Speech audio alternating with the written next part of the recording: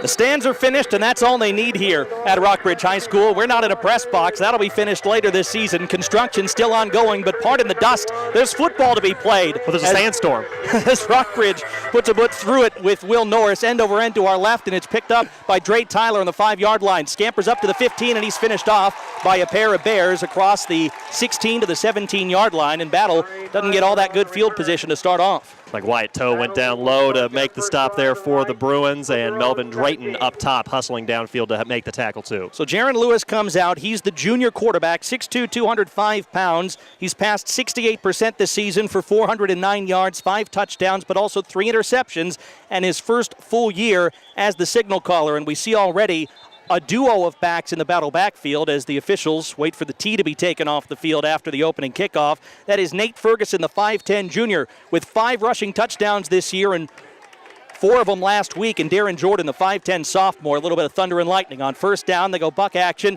and they fake to Jordan, pitch it out to Ferguson near sideline, and he gets to the 17 and not much further as that Bruin defense holds him down. Evan Ratterman, the safety, comes in on the tackle. He is one of the team leaders, certainly in tackles, and he's got a pick this year. Terrific play by Ratterman. It looked like they faked inside. Ratterman took a couple steps in to help there, and even after it was pitched out, he still had the ability to sprint out there and make the stop in the open field. Well done. A gain of a yard for Ferguson. 2nd down and 9. Ball on the 18-yard line of Battle as they move from left to right into the sun, by the way, in this first quarter of action. Just underway. Shotgun snap to Lewis. He flings out far side, and it's too tall for Darren Jordan. The second back there. He hasn't had a catch yet this year, and he still doesn't, and it's 3rd and 9. Interesting for Rockbridge, all 11 of their defenders were kind of inside the first down sticks, if you will, within 8 yards or so of the line of scrimmage. Again, a new quarterback here in Lewis, who's been pretty accurate this season, but at least early on, I don't think he's going to beat them deep. 3rd and 9 from the 18 of Battle. Twins to the near side and far side stacked. In the backfield is Nate Ferguson along with Lewis, who's going to look to pass here. Takes the snap, looks left, now flush from the pocket, running up across the 20-yard line. Shakes a tackler, 25, falls forward, close to a first down, but I don't think he got there. He needed the 27, and he might be on the 25 and a half, and the Bruins will force a 3 and out. Parker Wright, the middle linebacker, in on the stop. Only 3 down linemen that time for the Bruins. Bryson Clayton showed like he was going to be in coverage on the near side, and then at the last second, he took off on a blitz. Nice job by Ferguson to chip him just enough to give Lewis a chance to scramble and at least get something positive. Right. One of the team leaders with 17 tackles coming into this game, the 6'3", 190-pound sophomore.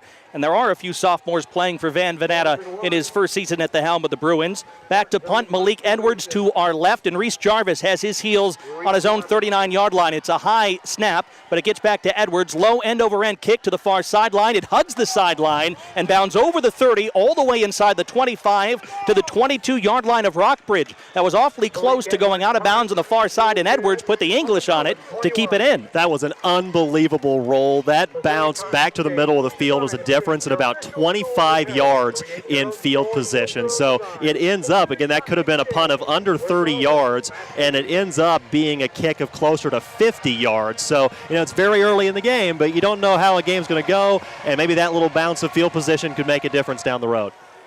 So the Rockbridge offense comes out for its first series here. 10:18 to go in the first quarter, scoreless between them and visiting Battle. The quarterback is Trevor Tweehouse, back from a season-long shoulder injury a year ago, and there are flags already on the field. Tweehouse, a 6', 175-pound senior, who just earned an encroachment against the Battle Spartans for 5 easy yards. Well, this is a Battle team. I don't think it's any secret, Matt, that they play on that edge, and they're a very aggressive team, and overall it's been very successful for them, but they are going to pile up some penalties sometimes in games, and they have the first yellow hanky here tonight. The star is Nate Pete, a 5'10", 185-pound junior running back who's just a pace behind Tweehouse and gets the carry on 1st and 5, crashing towards the center of the line, and the Spartans snuffed it out. Right in the heart of it, does Shannon Turner, the 6'2", 245-pound junior D tackle, getting the start this evening. It's a gain of maybe a yard. It'll be 2nd down and 4. So again, the penalty helping the Bruins stay a little more on schedule. A nice job, as you mentioned, by Turner, just standing his ground and going low against a very, very talented running back in Pete. Ball on the 28-yard line of Rockbridge. As they take the snap, fake the action to Pete, keeping it himself as Tweehouse has a first down and more across the 35-40, center of the field, streaks across the 45 and brought down from behind at the Rockbridge 46-yard line. Able to make the tackle from the back. Gain of about 18 yards there, Matt. Sorry. And a great job. Tweehouse is a fast guy, too. 4.4540 according to Coach Fanata. He showed that little burst there. Yeah, it was Peyton Roberts, who plays middle linebacker today, moving up from safety on the tackle. 1st and 10 for the Rockbridge 46 as they move the change. 9:30 to go in a scoreless first quarter. Rockbridge looks to the near sideline for the play call. Twin wideouts to the near side, one to the far. With Pete now moving from the left, now to a pace right and back of Tweehouse. With the play clock streaking near 0, I think they threw the flag on it. No timeouts on the field called. And, yeah, they get caught for a delay of game. So, remember, of course, Battle giving 5 yards away to Rockbridge, and now the Bruins returning the favor, and we'll see what ends up happening on 1st and 15. But, yeah, clearly they just didn't have what they needed to get done, and they were not really close, it appeared, to snapping that ball when the play clock hit 0. Van Venata, the first-year head coach here at Rockbridge, spent quite a few years at Hazelwood Central, going to the state semifinals on this field in 2013, a 58-17 mark in his coaching career. As 1st down and 15, runs fake action to Pete on right. Instead, it's a keeper for the quarterback, Tweehouse, and he's brought way down. And Darius Washington gets him a pace behind the line of scrimmage, and 2 flags are thrown. One right as the hit was made, and another well after the play by our white hat, Greg Kespel. A face mask called against Battle. And I guess that's the only flag to be called, and it'll be a Rockbridge 1st down. Well, from a Spartan perspective, I was just thinking, well, they showed some really good discipline there because they kept Tweehouse contained. Washington especially stayed where he was supposed to be and then came in and made the tackle, but he apparently grabbed the face mask too. So, again, that's 20 yards of penalties already against Battle on this drive. And 19 yards on the ground. It'll be a 1st down and 10, ball in Spartan territory, and here's Pete running off the right side. Oh, he tripped over himself as he got the line of scrimmage.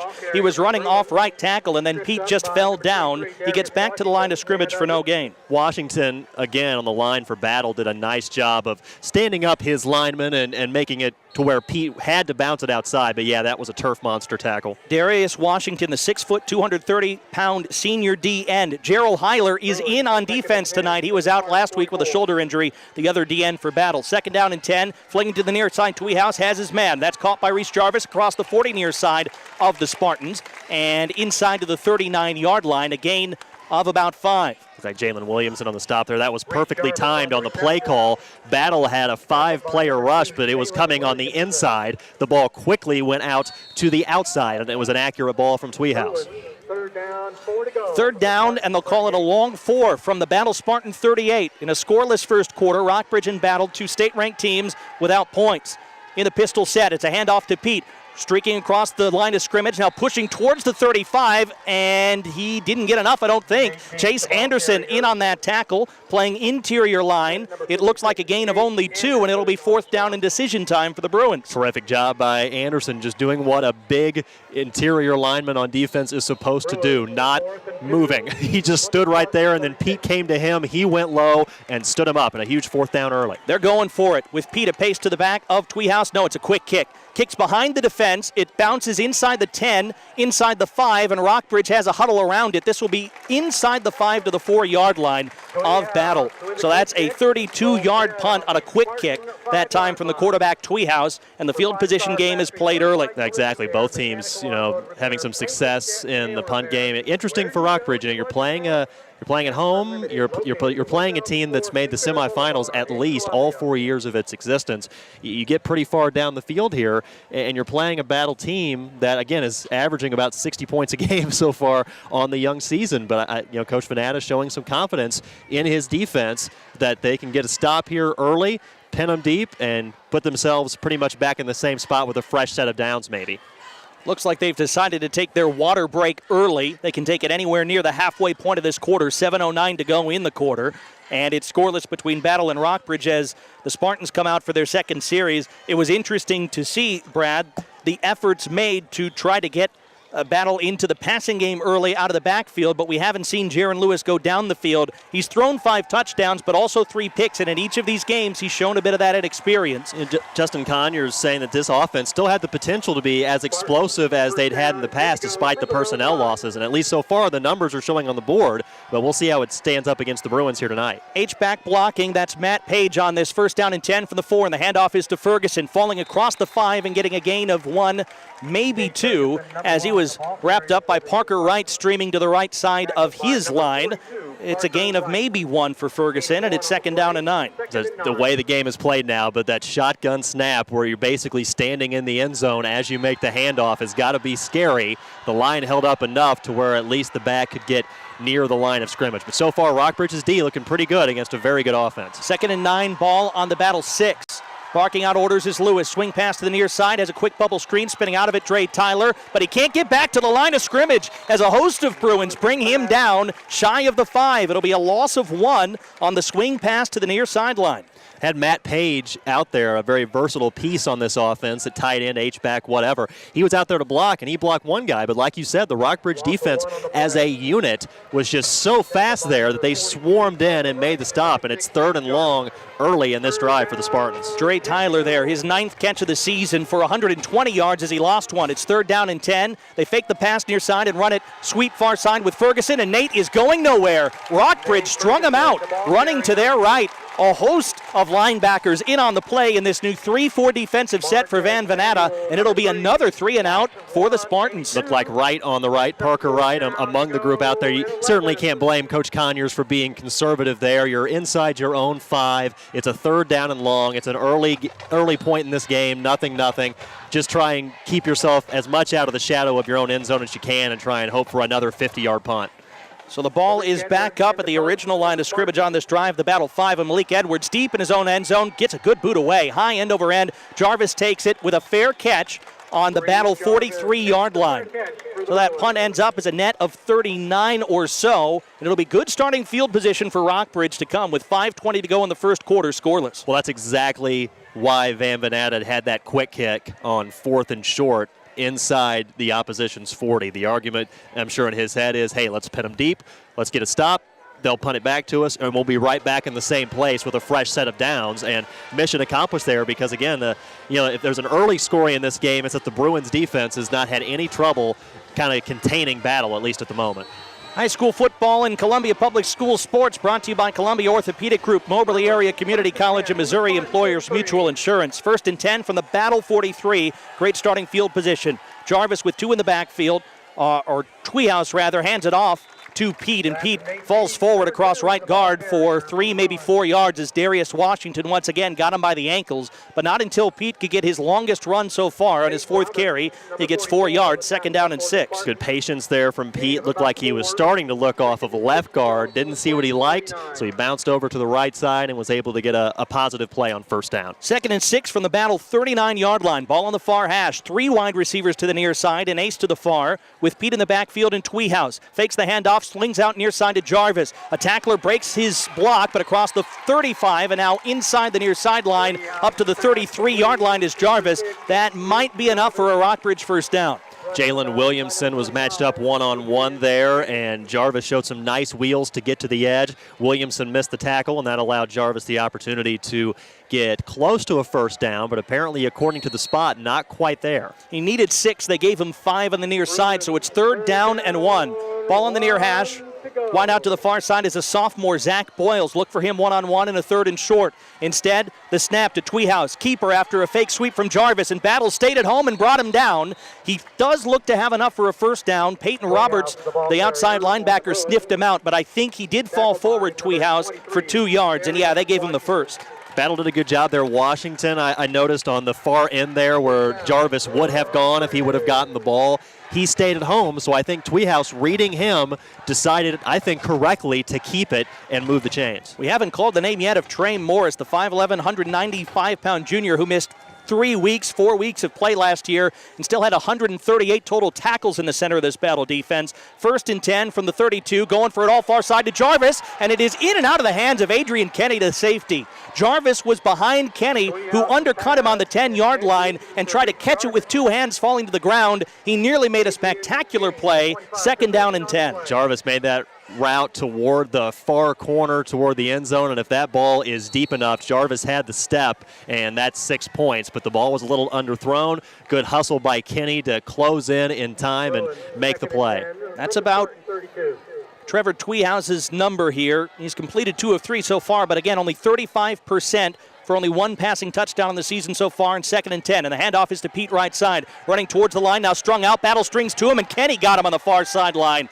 Right at the line of scrimmage as Adrian Kenny races up from safety to make a big tackle. A flying streak of dreadlocks. He looked like the Predator over there, just swarming in on the speedy and talented Pete. And so Kenny back-to-back really nice plays to turn this into now a 3rd and long for the Bruins. He's got now 15 tackles on the season, and 10 of them have been on his own for Adrian Kenny, the 5'11", 165-pound senior safety for Battle. It'll be 3rd down and 9. They gave Pete a yard there. Ball is on the Battle 32-yard line. Will Norris can kick, but probably not from this distance. And Tweehouse is back to pass on 3rd down. Now flush from the pocket left, rolling, throwing across his body deep to the end zone, and that is intercepted. Intercepted by Battle inside the 5, running to the near sideline 10, trying to get blockers pushed out. At the 15-yard line, Torian Palmer gets the pick. Palmer moved up to safety as Peyton Roberts had to play middle linebacker this week for the departure of the injured Victor Hatton. A 5'11", 170-pound senior didn't have a stat this year, just got one in a big way and changes the momentum. Certainly did. Tweehouse was flushed out. They only rushed 4. Tweehouse rolling out kind of against his body here to the near side. Set himself, but when the ball came out of his hands, it was just kind of a fluttering duck, and it was off the intended target and basically landed right in the hands of Palmer. Bad break for Rockbridge, rather. So the interception, an arm punt to the 16, and now on 1st down and 10, Battle hurries to the line and just throws it in the hands of a back, and only getting a couple of yards is Nate Ferguson, at most. I mean, Rockbridge in the center of this line is just right now dominating Battle, it looks like. Well, you mentioned the arm punt thing, so that's the bright side. It was a deep pass, so Battle is still, again, starting inside its own 20. So from a Bruin perspective, that part's a positive. It'll be 2nd down and 8. Ball's on the 18-yard line of Battle. Scoreless with 2:50 to go in this battle of state-ranked teams. Battle to our left. Lewis looking to pass, looking. Now flush from the pocket right, rolling, now tucks it down. He's got green shirts around him, trying to run to the center, and they bring him down inside the 10. It's a big loss on a big sack, a coverage sack, as Bryson Clayton, who missed last season with his ACL injury, comes back and gets himself a sack for a big 3rd down and 16 setup. Yeah, maybe half for him, maybe half for Parker Wright, but you said it was a coverage sack. I mean, Rockbridge really only rushed 4 initially, and then they brought a 5th late, and Lewis kind of rolled away from his protection a little, and just that's a lot to ask an O-line to block for that long. It's a loss of 8, 3rd and 16 from the Battle 10. They have lost the field position fight so far tonight. They haven't started outside their 20, and Justin Conyers calls for time on this key 3rd down play. We'll take it with him with 2:06 to play in the 1st quarter. Rockbridge nothing, Battle nothing. This is the high school football game of the week on KTGR.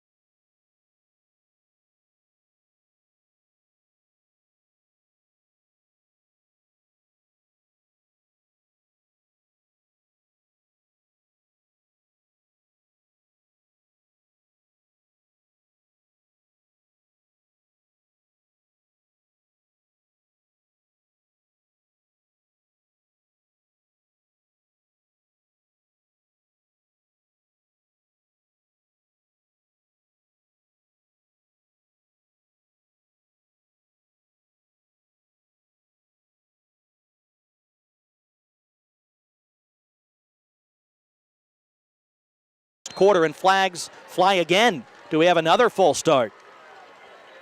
Coming from the far sideline, and they will blow it dead for another illegal procedure, the 2nd and 2 attempts.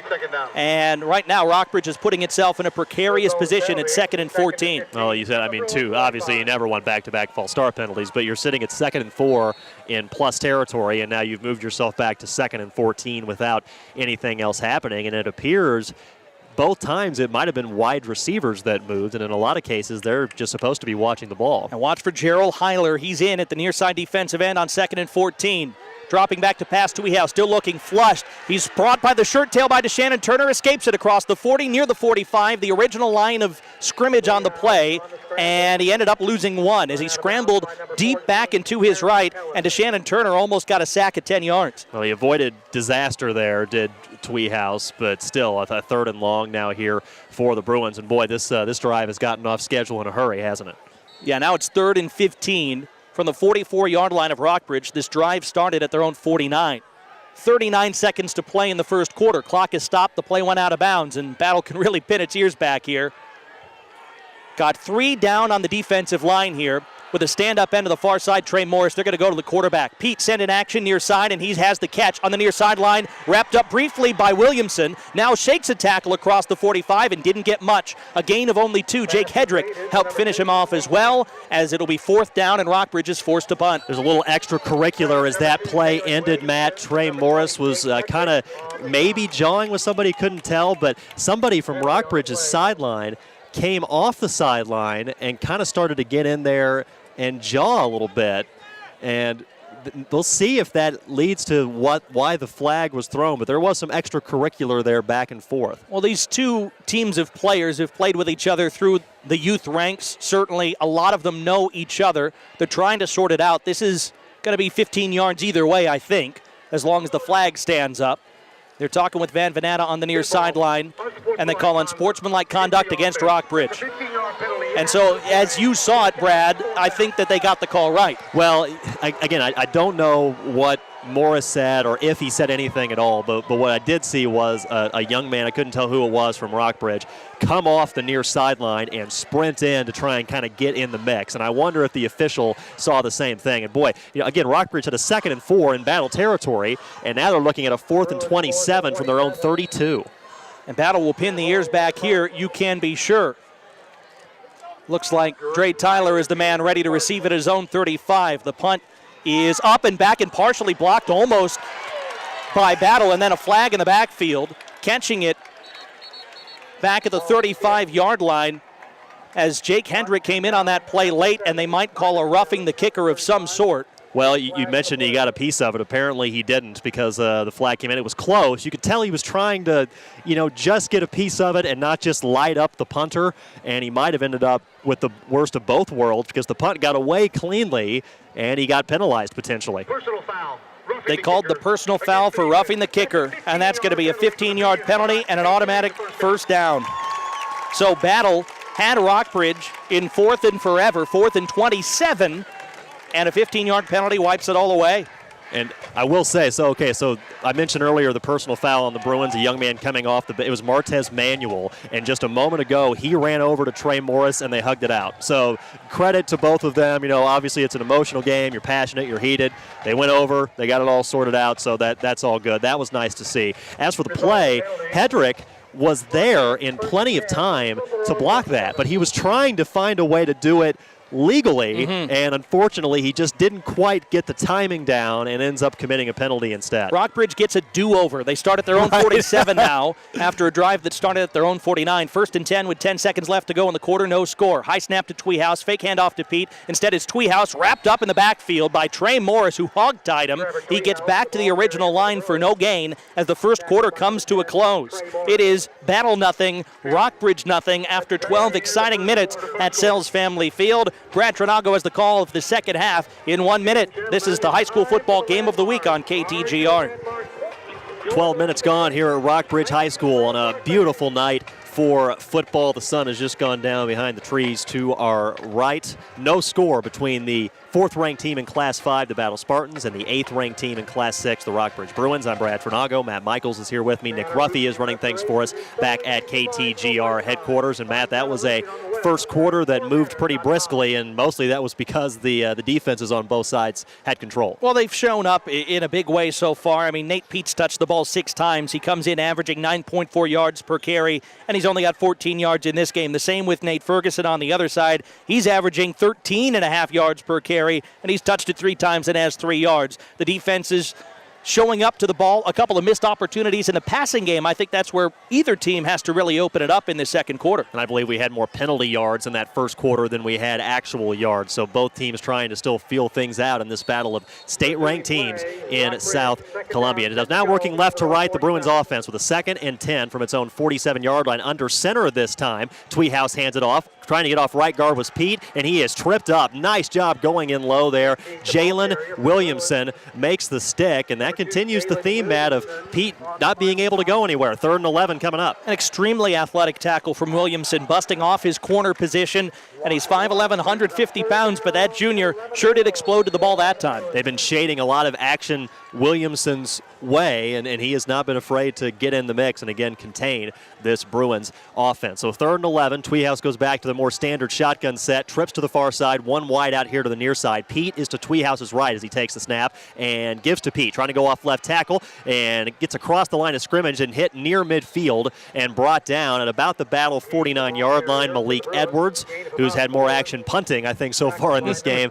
He was in on the stop along with some other white shirts for the Spartans. Call it a gain of 5. 4th and 6 coming up. No score. 11 minutes to go in the first half. Well, there were 4th downs against Rockhurst near the goal line where Rockbridge decided to go for it. I don't think they will here. Matt Hall is back to punt, but you never know what could be up the sleeve in a game like this. Adrian Kenny back to receive for Battle, standing at about his own 18-yard line. As Matt mentioned, Hall is standing by to punt this away. The snap is clean, and he gets away a line drive. Kenny hauls it in at the 19-yard line, makes one guy miss there. Now jukes back toward the far sideline, tries to cut it up toward the middle, but a host of green shirts are there. And how about the hustle on special teams from Andrew King? The senior was the young man who missed the tackle initially, but as Kenny was trying to juke some other guys, he hustled, stayed with the play, ended up making the tackle from behind. A return of only about 2 yards. Battle ball at its own 21, no score, 10:31 to go in the second quarter.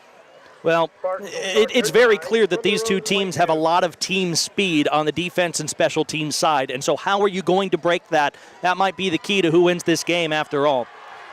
Again, 10:31 to go in this first half. No score. Back to a shotgun look is the quarterback for the Spartans, Jalen Lewis. A wing goes in motion. The fake goes to him, and Lewis goes straight ahead, and it's a nice gainer across the 30-35 and up to the 38-yard line. Jaron Lewis with the best play for Battle's offense so far tonight. Looks like a knee went down at the 36, a gain of about 14. Yeah, and that was just good play design that time. They know that they're going to key on Ferguson. Battle does know that about Rockbridge, so what do?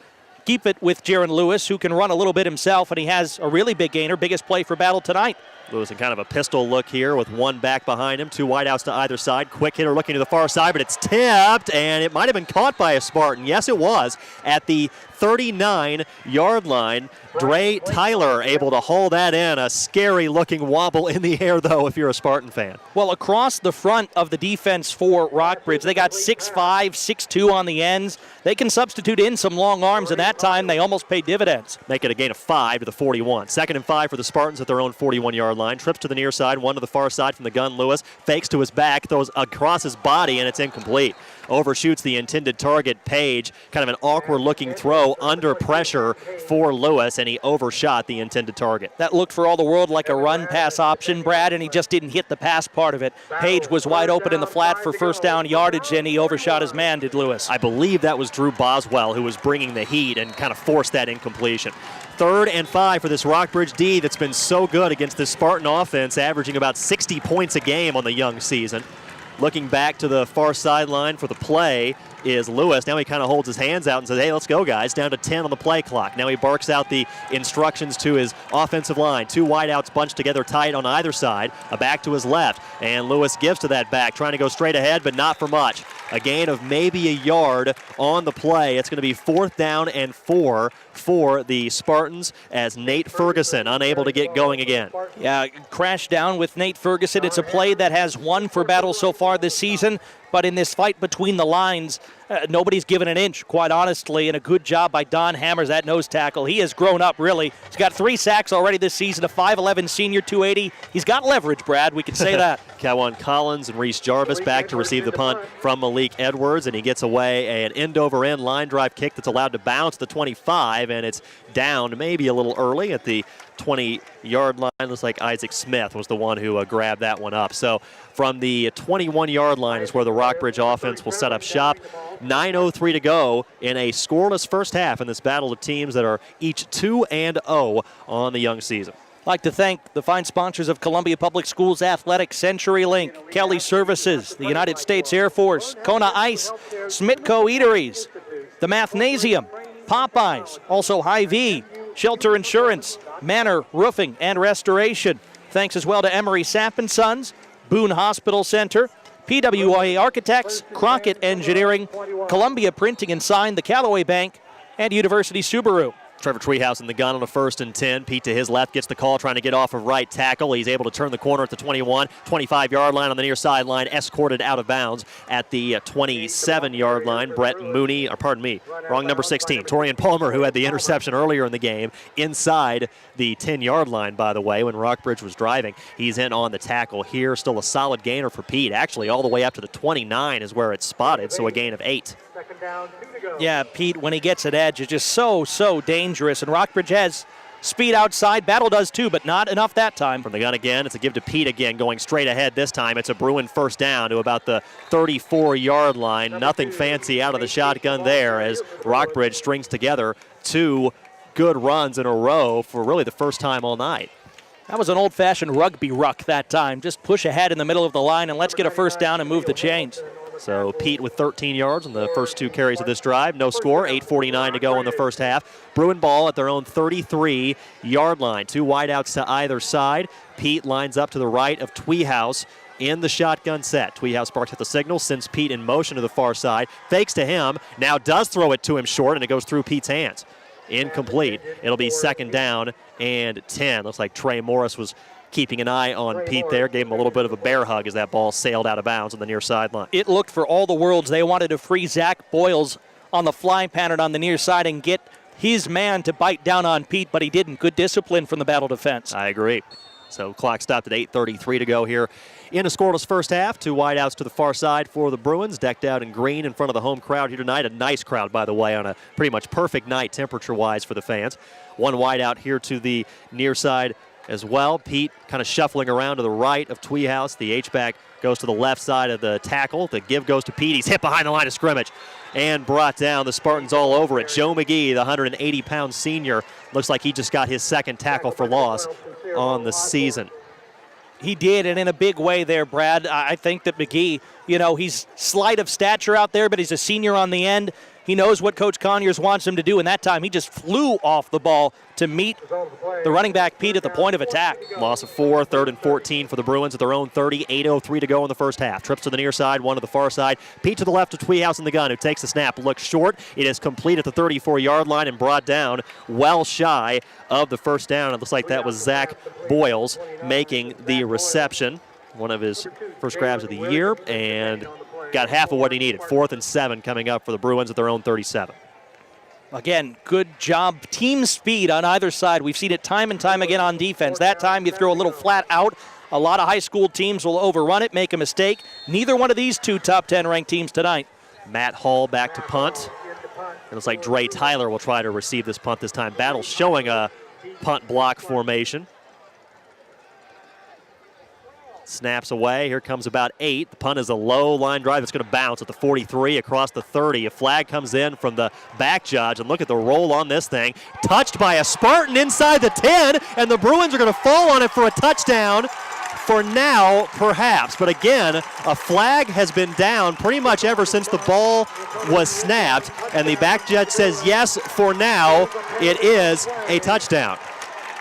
But a flag is down on the play. Kind of a bizarre situation there. A battle player ran over to the ball as it was rolling and just batted it into the end zone, and a Rockbridge player fell on it. But now all the officials are conferring to see if that's going to hold up. Well, my best guess is it looked like maybe Danny Ayers, who was in there on special teams, running back towards the ball, tried to catch the number, and it appeared maybe blocked into the ball, but he was going down at the same time to maybe try to cover it inside the 5. It didn't touch anybody until it touched that Battle Spartan way back at the 5 or so, 10-yard line. And now they're going to say, was he blocked into it or not? Or where does this flag come into play? As you mentioned, thrown well before the ball was even kicked, it looked like. It didn't look like he was blocked into it, Matt. It looked like he just took off running toward the ball and maybe tried to fall on it and ended up batting it toward the end zone. But the flag was down either as the ball was being kicked or even before that. And the white hat coming over to talk with Van Manata and first talking to the crowd to try and explain all this. High school football, if the ball is not possessed and it's still a kick when he crosses the goal line, therefore the result of the play is a touchback.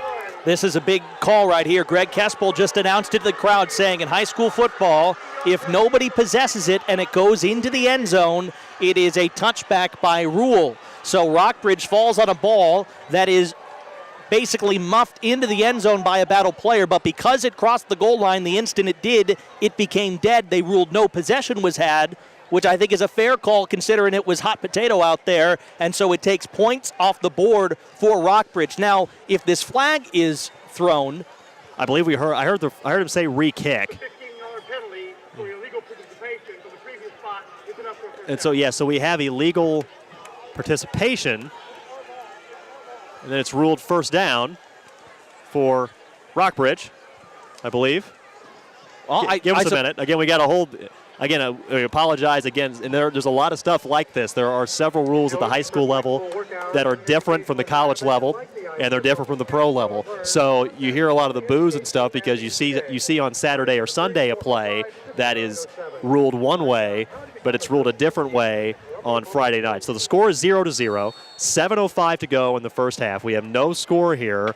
A play where it looked like a battle player kind of muffed the ball that a Rockbridge Bruin player fell on in the end zone is instead ruled differently because it's at the high school level. After all that, 1st and 10 Rockbridge at the battle 48-yard line, and that was goofy. From the shotgun, Tweehouse with Pete to his right, gets the call trying to go off left guard, waits, now explodes across the 40. It's a first down for Nate Pete up to the 37-yard line. Gorgeous running there. He just waited, and then bam, took off whenever it opened up and moved the chains. 12 carries now for 38 yards for Pete, and Rockbridge is on the ball quickly. I think they're going to try to hurry up battle and get him out of sorts on defense. You got it from the pistol Tweehouse, and they had a lineman move early.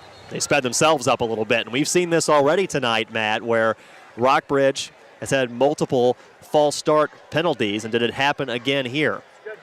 The official says yes, so it'll be 1st and 15 for Rockbridge at the battle 42-yard line. That illegal participation, I still can't make a handle on who on battle ended up in the play incorrectly on that one, but it was a big break for the Bruins. They've had 2 punts wiped away and given themselves first downs due to that. Under center this time, Tweehouse. Straight dive play. Pete hit behind the line by Morris, but he spins away. Does not spin away from the other white shirts, though. No gain there. It'll be 2nd and 15. Trey Morris came in like a shot to slow Pete down. He does that a lot, Brad. He's just crazy out there on the field. They used him in short yardage last week. He has 4 2-point conversions that he scored this year so far, and 3 of them were last week. One, he took on 2 men and just bowled them over for 3 yards into the end zone. He is a force. Boyles by himself on the near side. Again, under center, Tweehouse kind of muffs the snap. Now a play fake to Pete. Rolls out near side, looks short to his tight end, who makes the catch. It's Hall at the 35, across the 30, lowers the shoulder, and he's out of bounds at the 26-yard line. That's going to be enough for a Bruin first down, a gain of 16.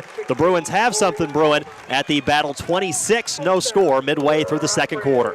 Yeah, and that was a good play design. Even with a bit of a muff under center, you fake to Pete, people will crash down there, and you get Matt Hall, who's a big load in open space. He's going to do that a lot. Confusion for battle. A late young man trying to get off the field didn't do it. Flags against the Spartans as Pete receives the handoff, comes off the near side for a gain of about 4. There was one of the bigger linemen ran on the field, then tried to run off and didn't do it in time, and I believe that's going to be a penalty against battle. I think that they'll probably take the result of a 5-yard penalty here, Brad, if it's just too many men on the field. Funny thing is the lineman tried to jump about 10 yards like, well, I'm not on the field when the ball is snapped, so is that okay? He still landed on the far hash marks. No, that's going to be 5 yards, and I'll bet you they'll just take first down and 5 here. You levitate above the field, as in high school maybe, in college. So yes, it is a penalty against battle tied to, it's ruled illegal substitution, but it looked like a young man just couldn't get off the field in time. So it'll be first down and 5.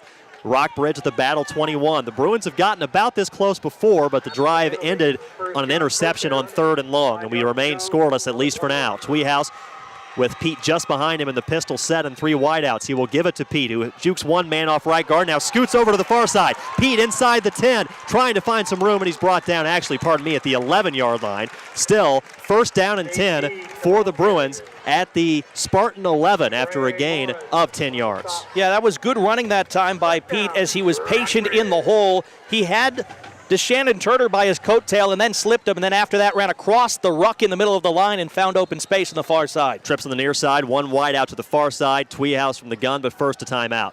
Well, Rockbridge has had the ball. I guess we had that goofy thing with the punt. There was actually a penalty ruled, and Rockbridge ended up with a fresh set of downs. Assuming the drive is still continuous, I've got this as the 10th play of the drive coming up for the Bruins.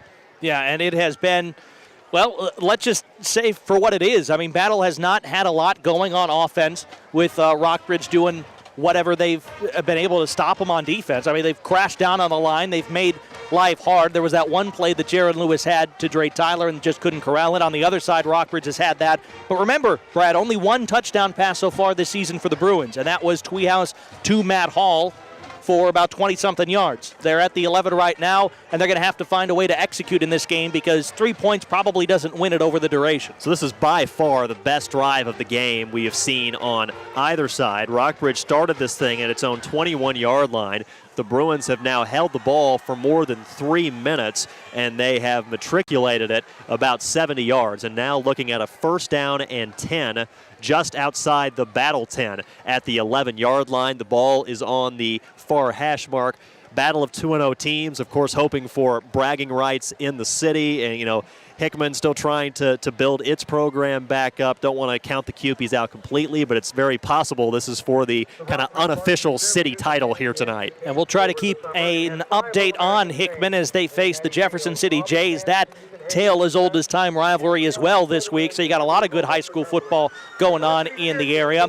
And so we'll get you as many scores as we can at halftime here on our high school game of the week. I'll tell you this much. The first score in this game starts to feel more and more important the deeper we go at a 0-0 tie. And we'll say, no matter how things go here tonight for Rockbridge, how about the job that Van Bonata is doing in just his first couple of weeks on the job? Again, this was a team that went 2-8 last season. Already a win against Rockhurst under its collective belt, and now getting it going here. He's got some family members out of state listening on KTGR.com, so he can't be all bad. I mean, it's great. A lot of positives there. All right, back to a live action here. Ball on the far hash. First and 10 for Rockbridge at the Battle 11. Tweehouse from the gun. Pete to his left. Trips to the near side. Tweehouse takes the snap. Looks to the near side. To the flat on the near side. It's caught at the numbers at the 9-yard line, and down at the 5 is Hall. So, Coach Bonata told us the timing's just kind of off with the passing game so far. That time looked pretty good. Well, I think they're making it very clear here, Brad, that they want to find angles in that passing game and try to get Trevor Tweehouse in a momentum. He's completed now, by my count, 5 of his 9. Tweehouse, quick snap from the pistol, but a flag down again as Pete took the snap straight ahead. And it's hard to tell because players are kind of stopped, but Pete may have had an opportunity to find a way into the end zone, but again, it's a penalty and it's a false start again on Rockbridge. So it's a 2nd and 9 for the Bruins now from the Battle 10. No score, 5:44 to go in the first half. Both teams 40 yards of penalties, 6 for 40 for Rockbridge, 4 for 40 yards for Battle so far. And again, that's in the neighborhood of as many penalty yards as we've had total yards in this game. Rockbridge kind of tilting that with this 70-yard-ish drive so far. 2nd and 9 from the Battle 10. Ball on the near hash from the pistol. Tweehouse with Pete behind him. Turns and gives to Nate Pete, who surges straight ahead across the 10 and then brought down at about the 6-yard line. Malik Edwards among the white shirts on defense on top of the pile there, and slow getting up for the Spartans is one of the linebackers, I believe, Jake Hedrick, and he's going to try and stay on the field, it appears. Rockbridge likes to work fast, so Hedrick on the interior of that linebacking core going to try to play through it. 3rd and 5 for the Bruins from the Battle 6. Under center is Tweehouse with Pete the lone back behind him. Fake to him. Tweehouse rolls out near side under pressure, though. Jukes away. Now toward the near sideline, pumps once. Still under pressure and going down. The Battle defense stiffens up in crunch time, and that young man who looked dinged up earlier, Hedrick, was among those in on the stop, along with Peyton Roberts. Yeah, and Roberts was able to get there. Hendricks flowed to the ball so well on that play, and it was disruption in the backfield. So the battle front four gets the job done. The linebackers clean it up. We've seen that a lot from them in recent years. So a loss of 8. Will Norris, the sophomore, will try to break this tie. About a 31-yard field goal attempt on 4th and 13. The ball is on the near hash mark. The snap is good, the hold is good, the kick is on the way. It has got the leg, and it has split the uprights. Rockbridge is on the board. It is 3-0. Bruins playing at home tonight. 4:25 to go in the first half. Kickoff coming up next in the high school football game of the week on 100.5 KTGR. 12 play, 70-yard-ish drive, capped off by a 31-yard field goal from Will Norris. It's 3-0 Rockbridge, 4:25 to go in the first half. The 8th-ranked team in Class 6, the Bruins, leading the 4th-ranked team in Class 5, the Spartans, in this battle of 2-0 teams here in Columbia tonight. And after making that field goal, now Norris will kick it off from his own 40-yard line. Approaches the ball with the right foot and sends away a high end-over-end kick, backing up to about the 7 to haul it in as the battle returner at the 15, angling near side and hit at the hash marks on the near side at the 19-yard line and hauled down there in the open field. Looked like Melvin Drayton was the guy who was able to throw down Dre Tyler after a return of about 12 yards or so. And Battle has just not had good starting field position. Their best start of a drive, their own 22-yard line. And this is going to be right in that neighborhood at their own 19. So the special teams for Rockbridge playing a significant role in this game so far. So a lot of rest for the Rockbridge defenders who don't go both ways, and that's most of them. They've been pretty good, fresh or tired, so far in this game, holding Battle to a big fat 0. By himself in the backfield is Lewis in the gun. 2 wide outs to the near side, 3 to the far. He looks over the middle. It's tipped twice and incomplete. The first guy who got a hand on it for Rockbridge defensively was, I believe, Bryson Clayton. Coach Venata said he's never had outside linebackers this big, and that's understandable. Clayton's 215 pounds. Drew Boswell, 215 pounds. Outside linebackers in high school. Yeah, and they can run up to the line then and serve the role of a defensive end, too, in this 3-4 look. Again by himself in the shotgun. Lewis quickly looks to the far side, fluts it out there, and it's incomplete. Tyler was the intended target, but Lewis had that one way too far out in front, and very quickly Battle looking at a 3rd down and 10. So some of the bread and butter of Battle here is trying to find Matt Page over the middle. They tried, and then it got tipped, and then that time Tyler in the flat, get him a playmaker in space. That didn't work. So then what do you do when you have a 3rd down and 10 and your running game hasn't been working? It's going to take all the tricks in the book for Justin Conyers to find a way through this Rockbridge defense, which has been very stout thus far. Nate Ferguson returns to the backfield. Lewis in the gun. The tight end, Page, is to the left of the left tackle. Trip wide out to the far side as Lewis takes the snap, sets, has time, floats it deep down the far sideline, has a man, Tyler behind the line, makes the catch at his own 45, foot race far sideline, 30, 20, out of bounds, inside the 20, at about the 17-yard line. Coach Conyers high stepping down the far sideline with his wide receiver, a huge gainer, and finally, Battle is in business, 64-yard strike. And that's what we saw earlier in this game. Tyler beating a man, somebody biting up in coverage for Rockbridge, and that time Dre was going to catch it the whole time. All alone, he just multiplied his team's offense by a factor of 3. Battle right back to the line. Empty backfield for Lewis. One in motion is actually the running back, typically Ferguson, and a flag down. We've kind of seen this theme for both teams. Couple steps forward and a step back for their offenses thanks to penalties. And here, it's actually not a penalty. It's a timeout called by Rockbridge, and maybe not a bad idea from Coach Venata there. You got to wonder about the wind there after that huge gainer. And I'll tell you what, let's go back to the deep play there. Jaron Lewis completing nearly 70% of his passes this season. Again, he's the new quarterback, replacing the longtime signal caller Brevin Tyler.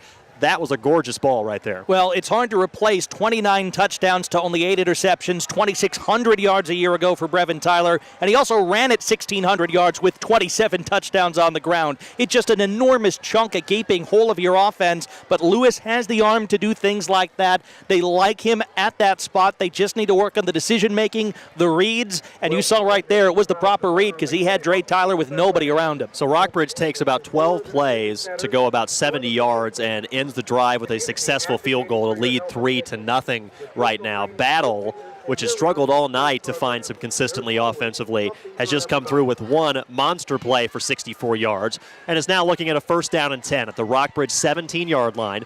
The ball on the far hash, still 3:59 to go in this first half. 3 wideouts to the near side. Ferguson is to the left of the quarterback, Lewis, who takes the snap, fakes to Ferguson. Big rush coming, flush to the far side and brought down. That timeout might have paid off. Rockbridge with fresh legs brings the heat, and Don hammers him to the turf.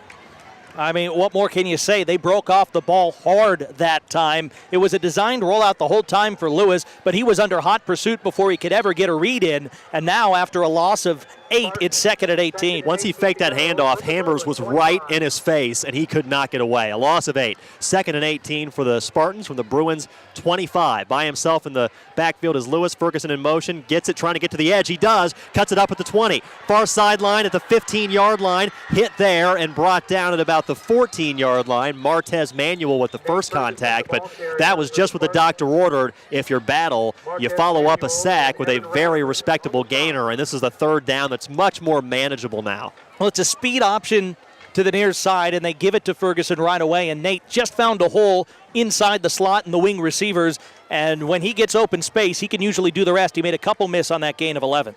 Third down and 8. Third down and, about 3rd and 7 maybe from the 14 and a half, 15-yard line. For the Spartans, ball in the near hash. 2 wideouts to the near side as Lewis under pressure again. Steps up this time and now going to run for it. Inside the 10. First down for Lewis as he's hit right at the 5-yard line and thrown backwards. The pressure came from the outside. He stepped up, saw an opening, took off, and moved the chains. First and goal, Spartans. Now that's the type of decision-making that Brevin Tyler used to his advantage when plays broke down, and that one broke down quickly in his pocket, rushed forward. It was a full sellout blitz for Rockbridge. He saw that, stepped up, and took on a couple of defenders at the 5. He lost a fumble last week doing that. So here's that short yardage package. Lewis out. Trey Morris, who has a couple rushing touchdowns and one rushing touchdown, a couple 2-point conversions, is in now. Also, Dre Tyler is lined up in the backfield. They've got Malik Edwards, who's one of their big boys. He is a punter, but he's one of their big boys who's kind of an H-back off to the left. And right behind him is a tight end Page. And a bobbled snap behind the play. It's loose at the 15-yard line, and the Bruins have it! After all that, Tyler muffs the snap, and Rockbridge recovers a fumble. It is Parker Wright on the football. First down for the Bruins. They hold on to their 3-0 lead. They've got the Rock back with 2:03 to go in the second quarter. Well, I like the idea because all that has been seen on film from Rockbridge is Trey Morris pounding behind those 2 H-backs off to his left. So they decide to give a little extra space, get Dre Tyler back there on the pitch, but Morris's pitch was a little high. The timing was off with Tyler, and so it went in front of him short, and then trying to fall on the football, he could not. The Bruins recover and get a big turnover. Ball in the near hash. Tweehouse from the gun with Pete to his right. 2 wideouts to the far side, 1 to the near side. First and 10 for the Bruins, up 3-0, and some movement again.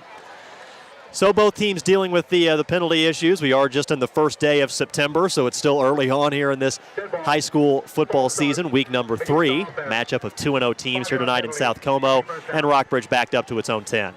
Well, I'll say this. If Battle can find a way to maybe force an incompletion here, or even just a short gain by Pete, they will take their timeouts and try to get the ball back. First and 15 now for Rockbridge at its own 10-yard line. 2 wideouts to the far side, 1 by himself on the near side. That's Zach Boyles. Pete to the right of Tweehouse as he takes the shotgun snap. Gives to Pete, trying to go off left tackle, and he squirts free across the 15. Flags come in again as Pete is tripped up at about the 16-yard line. For now, we'll call it a gain of 6, but a flag is down right at the line of scrimmage, the 10-yard line. That's in the neighborhood of holding, but we'll see. Rockbridge seems to be pointing in a positive direction, and it's a personal foul with hands to the face against Battle. Well, and you mentioned the timing issue, Matt. If Battle could have gotten a quick stop, they could have gotten the ball back there. But also Rockbridge was pretty deep in the shadow of its own end zone there, and now Rockbridge can breathe a little bit, move the ball all the way up to the 30 after the 15 yards are tacked on for the penalty. And Rockbridge in much better shape here, and still 1:49 to go in this half, leading 3-0. Let's see how aggressive Coach Venata wants to be against a Spartan squad that only lost in the state semifinals last season. From the gun, Tweehouse trips to the near side. It's a delayed handoff to Pete, turns the corner at the 35, tripped up at about the 39-yard line. There's that talented safety, Kenny, among those in on the stop. A gain of 9. Clock still running, 1:25 to go in the half. Now the question is on both sides, how aggressive do you get? If you have a first down and stop it for just a yard for Battle, do you start taking timeouts or do you let the clock run? 2nd and 1. Battle now bringing the defenders up tighter to the line as the handoff goes to Pete straight ahead. First down yardage, but not much more, to the 42. So the clock stops for now. 1:09 to go. The Bruins are at their own 42-yard line, again leading 3-0. I don't think this is a part of the field where Van Venata wants to use his timeouts yet. He wants to get a little bit more positive into the plus field and then maybe take a couple of long shots at the end zone. Clock running again as the chains are set. Under a minute to go in the half. As Tweehouse from the gun takes the snap, fakes to Pete. It says a reverse back to the near side, looking to throw it deep. He's got a man open. Zach Boyles makes the catch at the 25. He'll take it all the way to the end zone. Touchdown, Zach Boyles. A 58-yard strike from Reese Jarvis. And it's 9-0 Rockbridge. You couldn't design that any better. Fake the handoff to Pete. Jarvis takes the reverse pitch, and everybody breaks down thinking that's the end, and Boyles is behind it all. And just like that, you manufacture a touchdown in a game that has had none thus far, and what a swing play at the end of this half. Absolutely. We talked about some of the mistakes these offenses have made with penalties or whatever. Absolutely flawless execution on the reverse pitch and then the throw from one of your wide receivers in stride to Zach Boyles for 6. Now the extra point. Snap's good, the hold's good, but Battle all over it and blocks the PAT from Will Norris. But the best play of the night so far, it's a 58-yard pass from Reese Jarvis to Zach Boyles, and it's 9-0 Rockbridge with 48 seconds to go in the first half. Back in 30 seconds to Rockbridge High. This is the high school football game of the week on KTGR.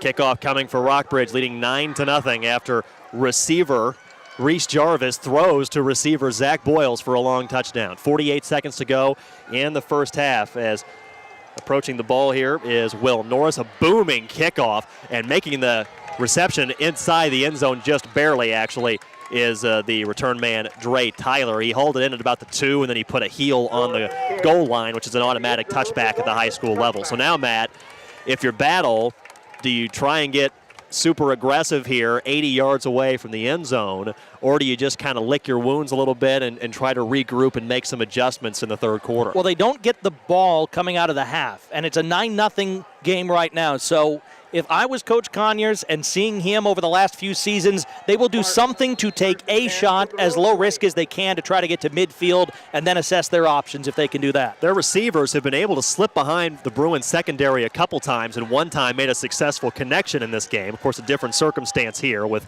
Rockbridge having to, you presume, be pretty conservative defensively, and a penalty flag comes in as the ball is snapped. I don't know if that was Dre Tyler. They tried to sneak him behind the line and run laterally, and they called a false start instead. Tyler was going to try to turn himself into a slot guy inside the two receivers on the near side, but he never got a chance. So back it up to the 15-yard line for Battle.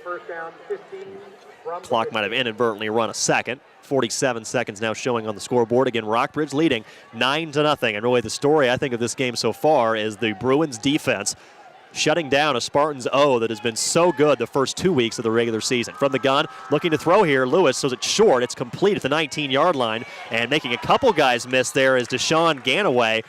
Nice effort there, but it ends up being just a gain of 4. Clock still running, 35 seconds to go in the half. They'll try to get Ganaway, a game breaker, into space every once in a while, but that time Rockbridge was all over it. And a whistle here and an official's timeout. 2nd and 11 from the 19-yard line for Battle. 30 seconds to go in the first half. And if Battle just tries to run clock, I believe Rockbridge has 2 timeouts remaining, so if they really want to get aggressive, short plays could lead to a punt here for the Spartans if they're not careful. Trips to the far side, one to the near side. Lewis again looking to throw, pumps one short, now chucking it deep far side. It's overthrows its intended target, and it's incomplete. The only guy close to that was back in coverage, Kaiwan Collins, but it was too tall even for him. Rockbridge stayed home there. Okay, Andre Whitaker is a game breaker. He had a big gainer last week against Holt in the big win for Battle, but he just did not have enough underneath that. I think he thought he was supposed to settle down on the route, and Lewis thought he was going for it all. Clock stopped with 20 seconds to go in the first half. 3rd and 11 for Battle, backed up to its own 19-yard line with, again, only 20 seconds to work with here. Ball on the near hash. Trips to the far side, 2 to the near side. Lewis by himself in the shotgun look, takes the snap, throws it short, far sideline, and it's dropped by Tyler and nearly a lateral. And then a late hit applied by Rockbridge, it appears, by Collins. Yeah, Tyler had that one go in and out of his hands, and Collins, I don't know if he thought it was maybe a lateral pass. It was definitely a forward pass from our vantage point, Brad, and he delivered a late hit for sure. So that's 15 yards that were not necessary from Rockbridge. And Battle, if they want to, can take another couple of streaks down the field here. I'm not arguing with you that it was a forward pass, but it was kind of close to a point where if you're Battle, boy, if that ends up being a lateral and Rockbridge falls on it again, you're really putting yourself in a tricky spot there, but that did not end up being the case. So first down for Battle after the penalty at its own 34-yard line. Timeout called by Rockbridge. We'll go ahead and keep it here. So Battle is still 66 yards away from the end zone with only 15 seconds to work with, trailing 9-0. And Matt, again, going back to how good this Battle offense has been early on this season, against Mexico, 68 points. Against Holt, 54 points. You saw them in that game against Holt last week. What is Rockbridge doing better defensively than Holt did last week? Well, quite simply, they're streaming to the ball better. They're able to crash the interior of the line and control that. They were not able to do that, and Holt really wore out in the fourth quarter of that game last week. And I think that there's just team speed on both sides to handle both of these backs, but it has to be team speed. If you get either Ferguson or Pete or Darren Jordan, who we haven't seen a lot of in one-on-one matchups, they can beat you. Rockbridge's benefit is they've had 2 or 3 hats on the ball all night. After the Rockbridge timeout, 1st and 10 Battle on the near hash at its own 34-yard line. Just 15 seconds to go in the first half. Taking the snap, Lewis again, a short pass to the far sideline, caught at the numbers by wideout Keandre Whitaker, and he's out of bounds with a first down at the 45. Clock stopped with 9 seconds to go in the half. Battle still 55 yards away from Pater. Well, they'll take a shot with 55. I wouldn't be surprised to see them go to the tight end Matt Page and maybe set up for a Hail Mary. They'll find a way to get Dre Tyler open at all times, or Whitaker again. He's got the type of speed to go to the house. Trips to the near side, 1 to the far side. This could be the final play of the half unless Battle is really able to hustle here. Ferguson's back in the backfield with Lewis. As he takes the snap, again just looking short, near side. It's caught by Whitaker again, gets a couple blocks from receivers, and he's tripped up at the 46 of Rockbridge. Clock running, 2-1. Battle called a timeout just in time. So the clock reads 1/10 of a second here as they do go to the 10ths here at Rockbridge High School. So Battle timed it exactly right there on that gain of 9. So Battle will have one more play in this half from the Bruin 46-yard line. All things considered, they could probably put a second or two on there. They put it back to 2 seconds. I saw Justin Conyers on the far side. As soon as he saw the near side official winding the arm, he had the timeout in his back pocket, and he was racing to get it called, and did in time. It's a gain of 9, and now Battle is just going to find a way to engineer 46 yards out of themselves here and try to get this score. So what's interesting here now, so what Battle has been doing to try and move the ball down the field on this drive is throw it short to their talented wide receivers and let them try to make a play in space. So on what should be the final play of the half, barring a penalty, do you do something like that again, or do you do the more, I guess you'd say, conventional Hail Mary play, try and give your receivers a chance to get down the field and just chuck it toward the end zone? I wouldn't be surprised if there was some sort of trick play in the books for a situation like this. They don't throw them out there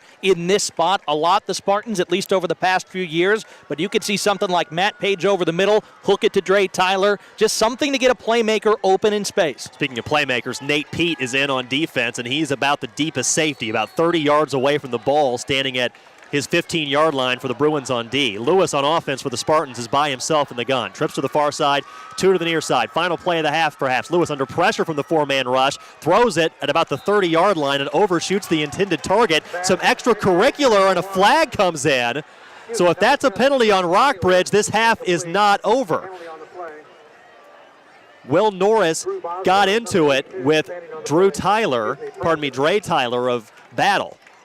And it was after the ball was already overthrown and incomplete. Norris got in on the hit. He was just looking to dislodge the ball from Tyler, but it was well over Tyler's head. And the officials say, go ahead and go to the locker room. The half is done. So it looks like it's going to be a Battle penalty here.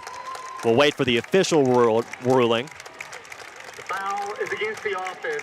The Penalty is declined. Yes. In the half. And the wise decision from Coach Venata, he'll just decline the penalty against Battle. And the first half comes to a close. And in this battle of state-ranked teams, Rockbridge, especially on defense, looking pretty sharp and leading 9-0. The halftime festivities begin next. This is the high school football game of the week on KTGR. Again, Rockbridge won the toss, deferred to the second half, so the Bruins are about ready to get the football here, working from my left to my right as Matt and I look at and describe third quarter action to you. And Matt, a really interesting series right off the bat here, because if Rockbridge is able to continue its offensive success and get on the scoreboard, Battle's all of a sudden potentially looking at a 3-possession hole. And they can find their way out of that, but it will take the best defense they've played all year in a single half and the best offense they've played all year in a single half, probably to get that job done. There's a reason they've been a state semifinalist at least each of the last 3 seasons, but that's a tall ask. We haven't seen Jalen Williamson yet. He's the kicker, and he puts the boot to a high end-over-end ball that's a little short. It short hops the return man. Now it's juggled and hauled in at the 17, and it leads to a little bit of running room after the juggle. Here comes Wyatt Toe across midfield, and finally ushered out at the 41-yard line by the kicker, Williamson. A return of about 50 yards. And again, I think that bobble ended up throwing everything off for Battle in coverage. Yeah, just a little bit of bad luck. You know, Williamson had been consistently putting off those kickoffs inside the 15, 10-yard line. That time a little bit shorter.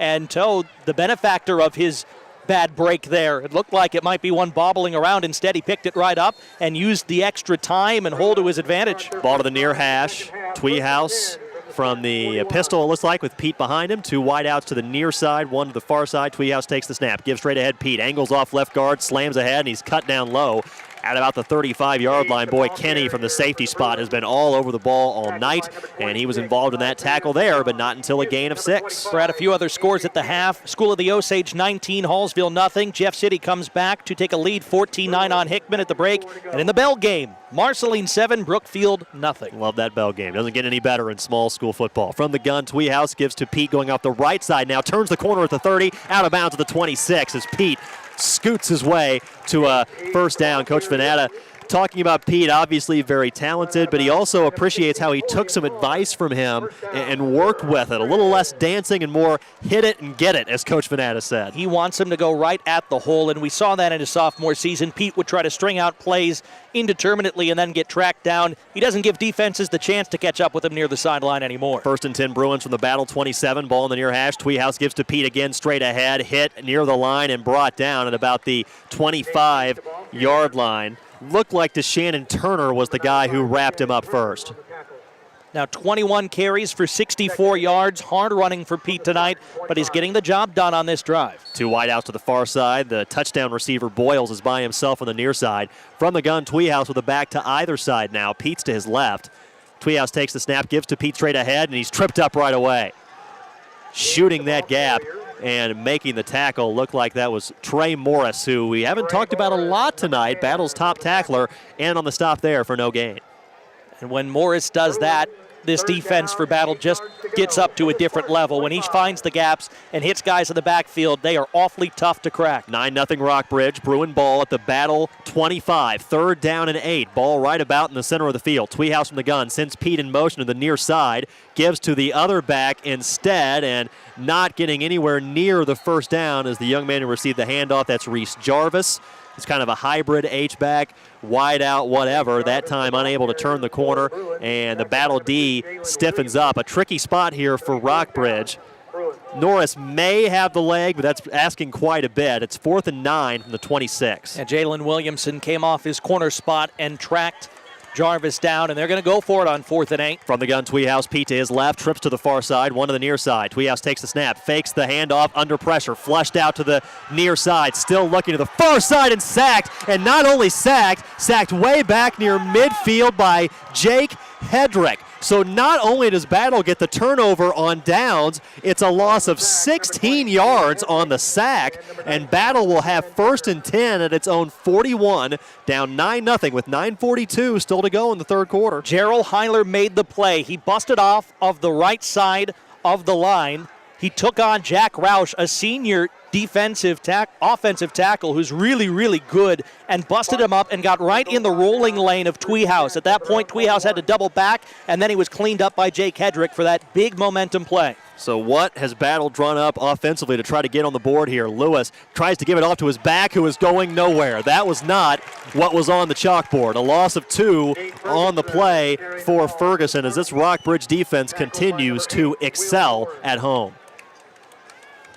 Looks like Norris is going to get credit for the stop there. Loss of 2. Second down and 12. Will Norris, 205-pound inside linebacker, blowing that one up. And Battle again going to the empty backfield. Trips to the near side, 2 to the far side. Ferguson's one of them. He comes in motion now and a flag down. The Rockbridge players were pointing at the Battle offensive lineman, and let's see if they were right. The official says yes. False start, Battle. And it's now a second down and 18 or so for the Spartans, backed up to about their own 33-yard line. 6 penalties for 60 yards in the first half against Battle. And against Rockbridge, they actually had 8 penalties for 60 yards. So both teams have been hit by the hanky tonight. Deshaun Ganaway by himself as a wide out to the far side. Trips to the near side. Lewis goes up the line, barks out some signals, now backs up. Ball at the center of the field, 2nd and 18 for Battle. Taking the snap, Lewis pegs short, and the pressure comes from the blind side, and he's lit up. Back at the 26-yard line, Bryson Clayton, one of those senior outside linebackers, with the sack, and it's 3rd and a mile coming for the Spartans. Nobody touched Bryson Clayton, and that is a dangerous proposition for opposing offenses. Clayton absolutely demolished the right side of that Battle line, and before Lewis could even make a read, he was in the turf. Rush ends see that in their dreams. A quarterback who's not looking at you as you're coming full speed. 3rd and 23, back at the 28 for Battle. From the shotgun, Lewis. Time here, now just steps up, still looking, tries to angle to the far side. He's going to get sacked again instead. Back to the 25-yard line. This Rockbridge defense has been nothing short of sensational tonight. And the Jalen Logan Redding making the sack for the Bruins. I mean, this is an offensive front for Battle that has gone to 3 straight state semifinal rounds in Class 5. I mean, dudes like Chase Anderson and Malik Edwards and Chad Voney, I mean, it's all 250 pounds or more. They're big by high school standards. And Rockbridge is even just a touch bigger and stronger tonight. Loss of about 3 more, so it's 4th and 26. Battle backed all the way up to its 25. Here's the punt again from Malik Edwards. It's an end-over-end short kick that bounces near midfield, takes a roll toward the far sideline, and it's out of bounds at the 48. Rockbridge will set up shop 52 yards away from pay dirt. 7:26 to go in the third quarter. It's the Bruins in front. 9-0 in this one, and they're going to go to the water breaks. We're in one of the early weeks of high school football. So a good start for Rockbridge with the ball in good field position, again leading 9-0 against Battle. This is the high school football game of the week on KTGR. Rockbridge gets the ball back with a 9-0 lead. 7:26 to go here in the third quarter against the visiting Battle Spartans in a matchup of 2 top 10 teams in the state of Missouri. We'd like to thank the proud sponsors of Columbia Public Schools Athletics, MU's Human Performance Institute, the Show Me State Games at MU Children's Hospital, also McDonald's, Yukatsu, Jimmy John's, Wilson's Fitness, Missouri Cotton Exchange, Columbia Lawn Care, Student Transportation of America, the Missouri National Guard, Shakespeare's Pizza, Peak Sport and Spine, Sylvan Learning Center, Landmark Bank, 43TC, William Woods University, and the Columbia Daily Tribune. I thought Yukatsu. And anyway, we'll sort that out later. 7:26 to go in the third, as Matt mentioned. 9-0 Rockbridge with the ball. From the shotgun on the far hash, it is Logan. Pardon me. I knew I was going to mess that up at some point. Trevor Tweehouse back there at quarterback, the senior with Pete just behind him. Gives it to him. Going straight ahead, Pete, and not a ton there before he's tripped up. Gain of about a yard. Looked like that was Morris, the best defender on the Battle side. Makes the stop, pops up, starts clapping over at the Spartan sideline, trying to fire up his troops that are dealing with a 9-0 hole on the road right now. Well, you mentioned Trey Morris. We didn't call his name a lot earlier in this game. He has arrived. He is crashing on the ball carrier now. 2 wide outs to the far side, 1 to the near from the pistol. Tweehouse Gives to Pete again, trying to go off right guard. Now bouncing it outside. Cuts it up. Gets across midfield and gets to about the 47-yard line before his knee hit the turf. Called a gain of 4, 3rd down and 5 for the Bruins, just in battle territory. Now, I've been really impressed by DeShannon Turner tonight. He has blown up on occasion the interior of that Rockbridge line and forced Pete into angles that aren't in the heart of the field, which is what Van Venata, his head coach, wants him to do. Tweehouse, looks like he'll be from the gun again. Pete moves to his right. 2 wideouts to the far side, 1 to the near side. The tight end is hooked up with the left tackle. Taking the snap, Tweehouse. Delayed handoff, Pete, and a burst through the 45. Spins away from a would-be tackler. Gets across the 40. It's a 1st down for now, but a flag did come in fairly late. Right near the original line of scrimmage, and Pete did a great spinorama that time to break through a tackler and get himself 1st down yardage. It looks like, though, this is in the neighborhood of coming back. Yeah, the umpire gave the preliminary signal of a hold. And so Rockbridge is going to have a 1st down wiped out here by that holding penalty. Rockbridge will go back on the wrong side of the 50 from a Bruin perspective and be looking at a 3rd and long now, leading 9-0, 6:14 to go in the 3rd. Both these teams 2-0 and state ranked on the young season. Battle went all the way to the state semis before losing it all a year ago. Rockbridge only won 2 games total last season. They're on pretty equal footing here tonight, though. They've had some lean years for the past couple at Rockbridge, years of transition with A.J. Ofadale going away, but they look really sharp here. 3rd and 15 from the Bruins. Treehouse looking deep the far sideline. His receiver has the step, but the ball just overshot him. Looking for Reese Jarvis, who has been one of the fastest guys on the field all night. Tweehouse, his interception was kind of a duck that got out of his hands and fluttered. That one was a tight-looking spiral, but it was a little bit too far in front of the intended target. And that was on the far side, I believe against Trey Hicks, just one-on-one coverage. Perhaps Danny Ayers in there, and Ayers, a sophomore who has been finding his way into these games recently because of some rearrangement due to injury on the battle side. Dre Tyler back to receive the punt from Matt Hall. Hall standing at about his own 27-yard line. Some substitution confusion for Battle, and mark that down. The Spartans are going to burn a timeout here on a 4th and 15 for Rockbridge because of just what appeared to be some personnel confusion for their punt return squad. Jake Hedrick did some counting and ran towards his sideline and said, That's never good. Call the timeout. Call it now. We'd like to thank the Columbia Public Schools sponsors of high school athletics. They sponsor them all season long at Little Dixie Construction, also Stevens College, JMA, the Joe Mockins dealerships, Westminster College. Also, big thanks go out to the League of Legends esports competition. Did you know that they're playing League of Legends at Rockbridge and Hickman between the two of them this year? I did not know that. I know Columbia College has a competitive... That's next Friday night. Nice. Columbia College has a competitive esports team, if you will, playing video games and getting scholarships for it, man. Tell you what, you got a little... I got a 4-year-old son right now, and he's already training for it. I guess we could say that, or I'm just a lazy parent. Either way, but yeah, man, it's a thing. And thanks to the Cougars of Columbia College, high school athletic sponsors here at Columbia Public Schools all year long. 6:03 to go in the 3rd quarter. Rockbridge lined up in punt formation, leading Battle 9-0. The ball's on the Rockbridge 43-yard line, 4th and long. Again, Tyler back to receive. And Matt Hall, the senior punter. Coach Venata has been concerned with his distance, but not a lot of return yardage. Near block from Battle. This one's away and high, but very short. Takes a funky backspin and will land and go out of bounds at about the 38-yard line. So a net of only about 20 yards on that punt for Rockbridge.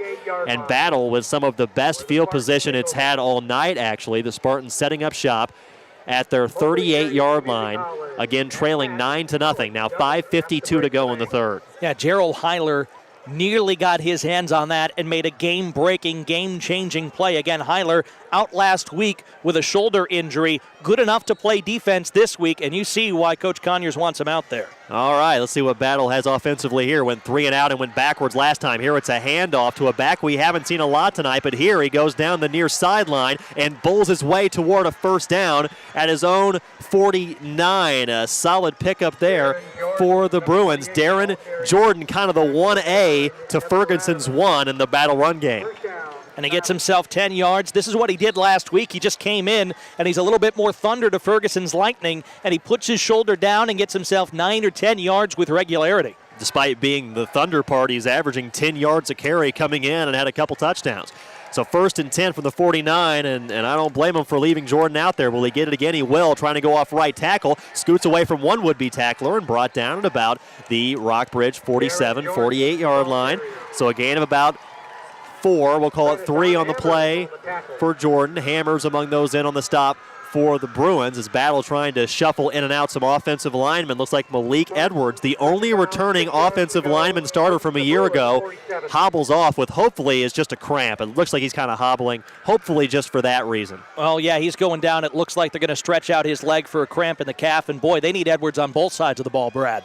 And a punt, 2nd and 6 in Rockbridge territory. Lewis, quick hitting pass far sideline. It's hauled in by Keandre Whitaker. He's escorted out of bounds on the far sideline at about the Rockbridge 43-yard line. Call it 3rd down and 2 for the Spartans, down 9-0, 4:44 to go in the third. We could be looking at 4-down territory already.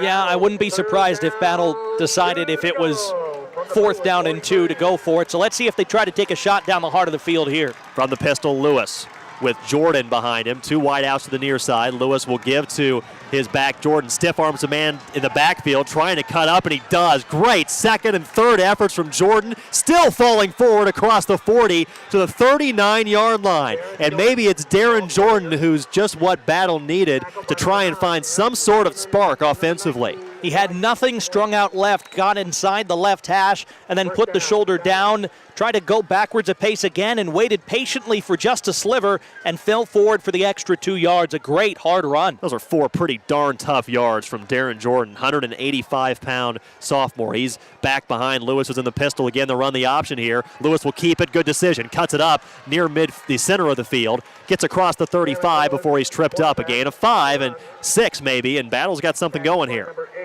Now we see the positive forward momentum in their offense, and Battle will go quickly off of plays like that. 2nd and 4 from the 33 for the Spartans.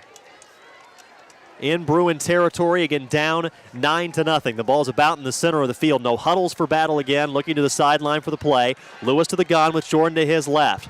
Got an H-back behind the right tackle as the handoff goes up the middle. Jordan, the play appeared to be designed to the right. He tried to veer to the left, and there wasn't much, probably either direction. Maybe a gain of a yard, 3rd and 3 on the way. Drew Boswell was able to sniff him out that time, and a good job by Rockbridge to stay at home. But here's the thing. Jordan is finding the seams that Ferguson could not in speed, and I bet you this is still 4-down territory. 1 wide out to the near side, 3 to the far side, including the typical tight end, Page. Jordan to the right of Lewis. He will get the call. No, keeping it is Lewis. Good call. He gets across the 30 and finally brought down at the 25. It's a 1st down and a very well executed zone read play. Or my eyes are failing me. Either way, it's a gain of 7 and a Battle 1st down. It was the read option, and that's something Coach Conyer said before this week. We have to trust our read option game. If we make Rockbridge make decisions, we can get into open space, and that time Lewis made the right choice. Put the ball in Jordan's breadbasket and then took it out and took off. 1st down and 10. Battle, their best sustained drive of the night. From the pistol here, looking to throw all the way, far sideline, and threw it behind the intended target, Whitaker. It went through his hands, but with that being said, that's a pretty difficult ball for the senior to try to haul in. It'll be 2nd down and 10. Well, he couldn't throw it into the path of Whitaker because the cornerback on the far side, Collins, was right there. So he had to try to avoid the defender on that play, and Whitaker just couldn't adjust in time. Edwards, the right guard / punter / defensive lineman for Battle, is back in the game, so hopefully that was just a cramp for the young man. Shotgun here for Lewis with Jordan to his right. 2nd and 10 from the Rockbridge 25. Zone read again keeping it, but this time not getting a lot. Rockbridge had both sides blown up there. A gain of a yard, maybe 2. And 3rd down and 8 coming for Battle. Down 9-0, deep in Rockbridge territory. 2:33 and counting to go in the third. This feels like exactly the territory where Coach Conyers will call a play to Matt Page or Dre Tyler. I'd expect Page, if they can get some sort of action moving the linebackers, to try to find a soft spot at the sticks, or Tyler to fall in behind a bubble screen. Closer to 3rd and 9 really for Battle from the near hash mark. Trips to the far side. By himself on the near side is Ganaway. from the pistol. Lewis looking to throw, far side, chucking it deep toward the end zone. It's covered well, and it's incomplete. The intended target was Whitaker, but stride for stride with him was Kaiwan Collins. Excellent coverage.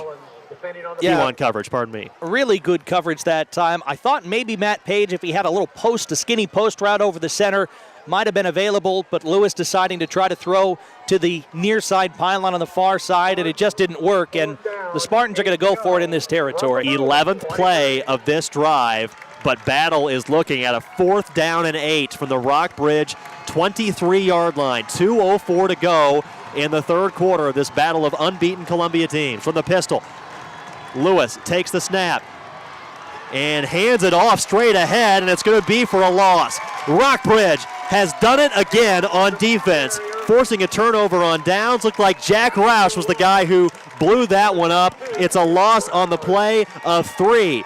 1st and 10, Rockbridge from its own 26-yard line. Try to fool him on the draw play that time with Jordan. And if it wasn't for the 3 green shirts in front of him, I think he might have had some open space, Brad. But the Rockbridge is just streaming to the ball. They're not getting fooled on this read option game. It's still only a 9-0 game. Anything can still turn this one, but it feels like a drive where if the Bruins take it in, it's going to be awfully tough for Battle to come back. Again, Battle, 68 points in week 1, 54 points in week 2, 0 points through 30 minutes plus here in week 3 at Rockbridge. Rockbridge ball here. Tweehouse fakes to Pete, and then he gets lit up as he tried the zone read play.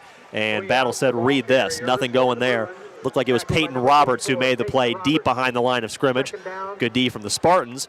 Loss of 3. And, the Spartans' D has been pretty good tonight. The only touchdown they've given up was on a trick play, a wide receiver passing to another receiver. It has been a battle of the defenses. We thought it would come down to the running games. Instead, both Ds have been pretty much up to the task. Tweehouse from the pistol. Pete tucked in just behind him off his right shoulder, and this time the call goes to Pete off left guard, and he moves forward for a little bit. And a gain of about 4. We talked about, do you put it in Tweehouse's hands deep to extend the lead or give it to Pete? The way this third quarter is going and the way your defense is playing, I would expect a steady diet of Pete down the stretch. Jake Hedrick in on that tackle. Really, after we saw earlier, it looked like he was slow getting up. Hedrick has shown no ill effects. 3rd down and 9, ball on the near hash for the Bruins from the gun. Tweehouse, hard count here, tried to draw him offside, it didn't work. Still 12 on the play clock. Looks to the near sideline for the play from the coaching staff. Pete now to the right of Tweehouse. 2 wide outs to the far side, 1 to the near side as Tweehouse takes the snap and gives to Pete off left tackle. Pete has some room, look out across the 30, and then he's hit there at the 31-yard line. A 1st down saving tackle made over on the far sideline. There's Peyton Roberts. Quite a nice series for that young man, and the Bruins will likely punt. Roberts saved the drive for his defense and saved the 1st down and maybe even a touchdown, because Pete, if he would have snuck free of Roberts, had himself about 6 yards of open space in front of him, and 6 yards to Nate Pete is like 20 yards to anybody else. Rockbridge does not have to snap the ball before the end of the third quarter if it does not want to. Leading 9-0. On the near sideline, they're holding up the hands and waving them and saying, whoa, don't do anything.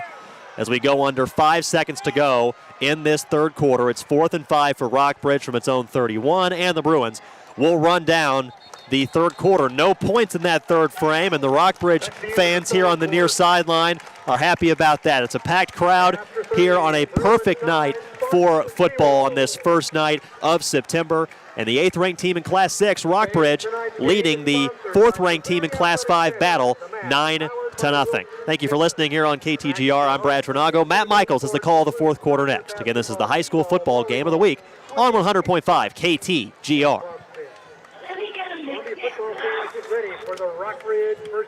You want a minute or 30 seconds? Matt? Minute's probably fine. All right. Well, you might as well just take it, kind of like we did last time. Down the line and run the ball back to the start. After every player has had their chance to run, Oh, good. The fan favorites you love are back on the Make Pick 2 menu. Choose any two for just $5. Mix and match your McDonald's faves today. get it underway. At participating McDonald's, limited time offer, single item at regular price. Clean clothes are an absolute must in everyone's world. But how about free premium laundry detergent and free dryer usage every day? Well, Robinson's Cleaners celebrates the Rockbridge location at 3601 South Westwood. And during the month of September, Robinson's Cleaners features free dryer usage with every laundry. You're probably wondering if you heard that right. I don't know what that game was, but he was a very fast young man. Dryer usage like and pass it 10 yards, every laundry and then run it back. 3601 South Buttonwood for the month of September. Robinson's Cleaners. Real clean, real fast, real dry. You're listening to the high school football game of the week on KTGR.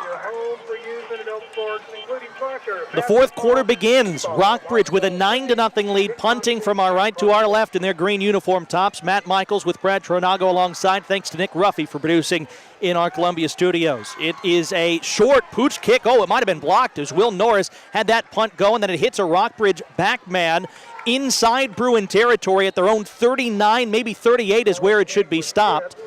So it was either not a very good punt by Norris or somebody got in, and Gerald Heiler affected that play. He was in on it like he was the last time Rockbridge tried to punt. He didn't get there that time. This time he did, and he flipped the field for his team. It's going to start at the Bruin 37-yard line on a key drive for the Spartans. What a start to the fourth quarter for Battle. I'm pretty sure that Heiler got a piece of that, the trajectory of the ball, and in fact the official just told us over the loudspeaker that ball was touched, so no penalty for roughing or anything like that.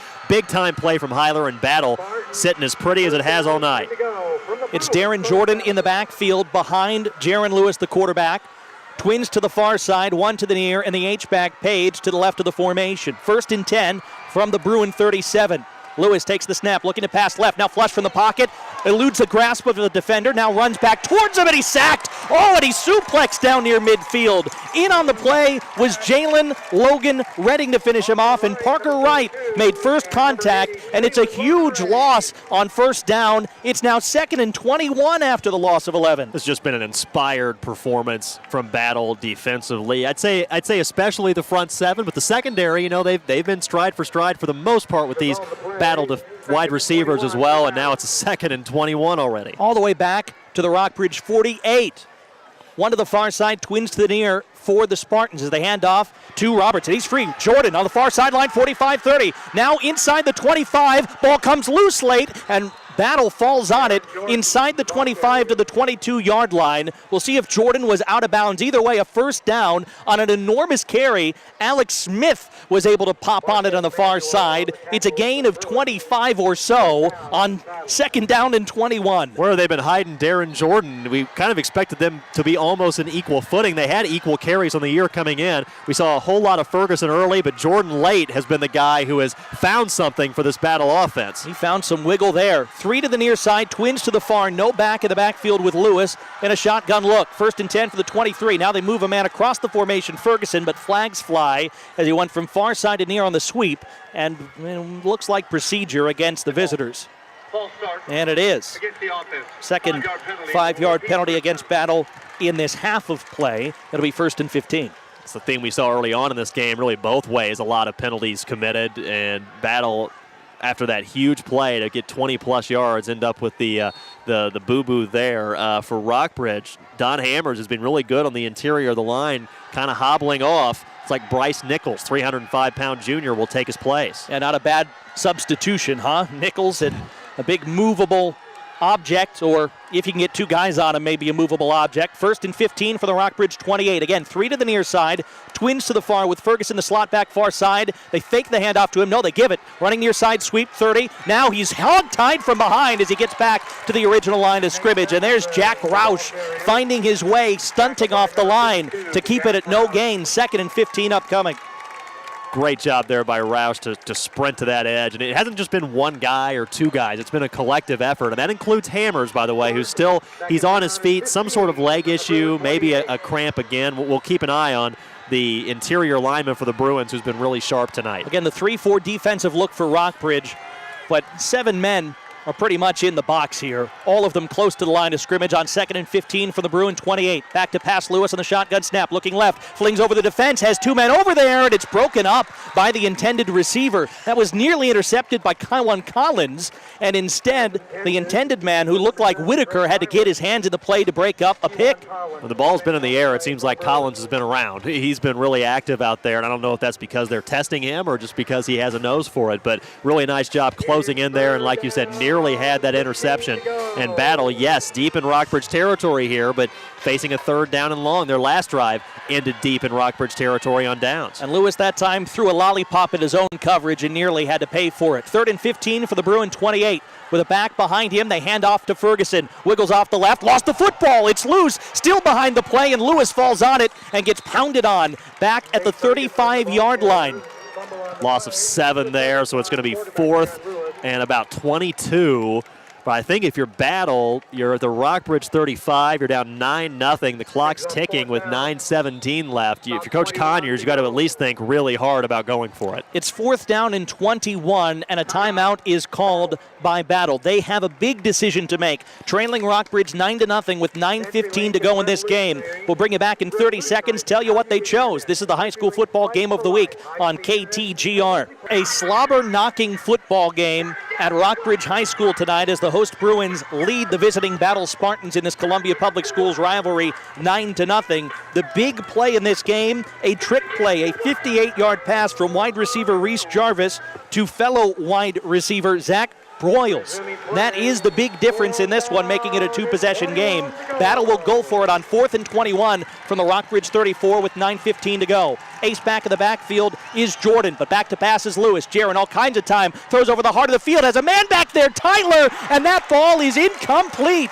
Tyler wanting a pass interference call, not getting it. Martez Manuel, the safety, came over the top. A turnover on downs, and Rockbridge gets it back with 9 minutes and change to go. Tell you what, that was a pretty good ball from Lewis and a pretty good effort from Tyler to run under that thing. And despite Rockbridge knowing Battle needed 20-plus yards, I don't know if you're Battle, you can ask for much better than the opportunity they had anyway to try to extend that drive. But again, Rockbridge comes up with the stop and is still working on a shutout against the Battle Spartans. Trey Tyler thought he was interfered with. He had a pleasant conversation, though I'm sure not a happy one for him, with the back judge as he walked off the field saying, "Sir, I think I was hit before that ball got there." No matter, Bruins get the ball back at their own 34-yard line on the turnover on downs.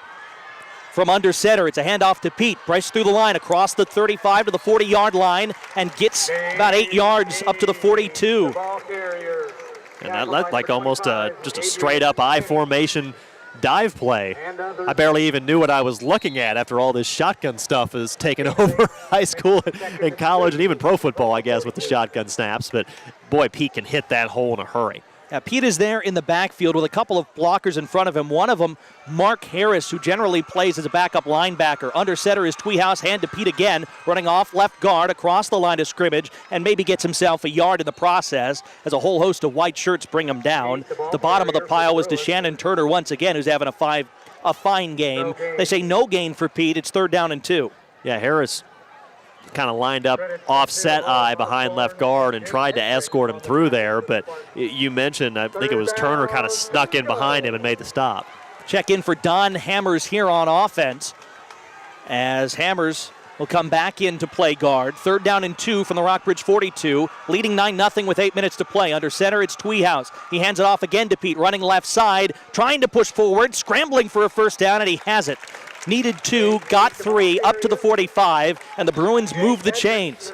Getting to that point of the game now where you're thinking, okay, every first down, if we time this right, could be another minute and a half, 2 minutes where Battle is off the field. You mentioned the big play of the game, and certainly it's that 58-yard kind of trick pass play from one wide receiver to another for Rockbridge. But how about that field goal from Will Norris from 31 yards out? That was on a hash, so kind of a tricky angle to connect on that kick, and that's why it's a 2-possession game right now.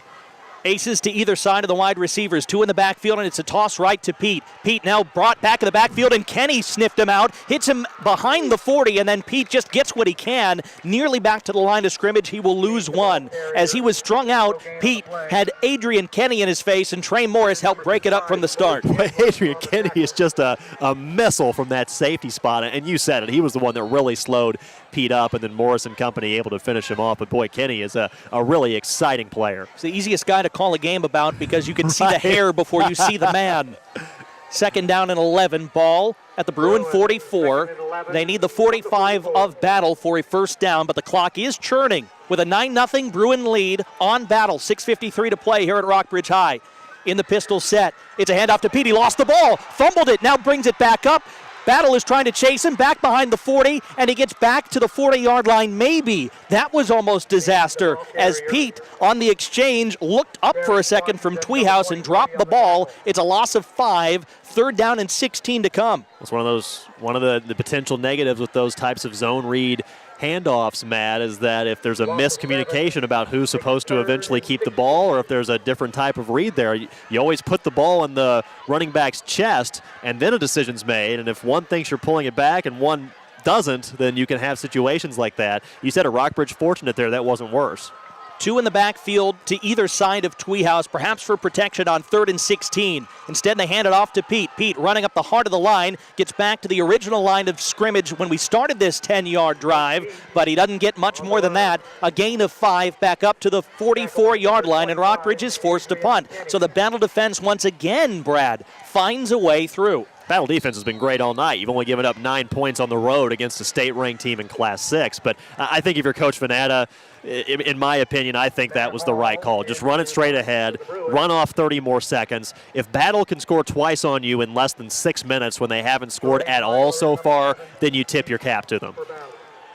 There's always going to be a chance with Dre Tyler, it looks like, waiting with his heels between his own 30 and 25, and Tyler moves on a high end-over-end punt to his left. It's a short punt from Norris, and it will fall forward inside the 20-yard line. So Rockbridge, the benefactors of a good 7-yard forward bounce, and Battle starts with field position at their own 18, trailing 9-0 at Rockbridge with 5:12 to go in the game. Well, it ended up being about a 40-yard punt after the roll started getting factored in there as we have a break, another water break here, our final one of the night. As Matt mentioned, it's Rockbridge in front, 9-0 here. But, you know, again, going back to what I said from Coach Venata's perspective, you have one of the best running backs in the state in Pete.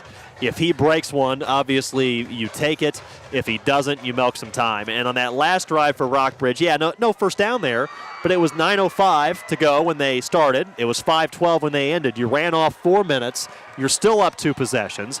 Battle has had a couple of fairly big plays, one through the air and, you know, one on the ground with their second running back that's really gotten a lot of time here. But otherwise, your defense has been able to get it done. You know, let your defense bring this thing home for you. Again, a Battle team that averages over 470 yards per game of offense, only had 125 in the first half, and not a whole lot more than that. In fact, significantly less in the second half of action. They have had nothing positive to do against the Bruin defense tonight, and they have to get something on this drive. You know, Matt, Battle started as soon as it became eligible at the varsity level with the state championship in 2014. They've made the state semis at least the 3 years after that. And unfortunately, I don't have this in front of me. Has Battle ever been shut out? Since they've been, you know, now they had a couple years there where they were kind of building up their program and they only had, you know, freshmen and sophomores, whatever. But has Battle ever been shut out in a varsity game? The only time it might be able to have happened was in their first year when they weren't eligible for the state playoffs, when they went to a middling record. I believe it was a 5-4 record that year. The 4 years where they've been eligible, at least. I'm not sure about that. It might have been in a state semifinal a couple of years ago. We'd have to look it up and check, but you're very right.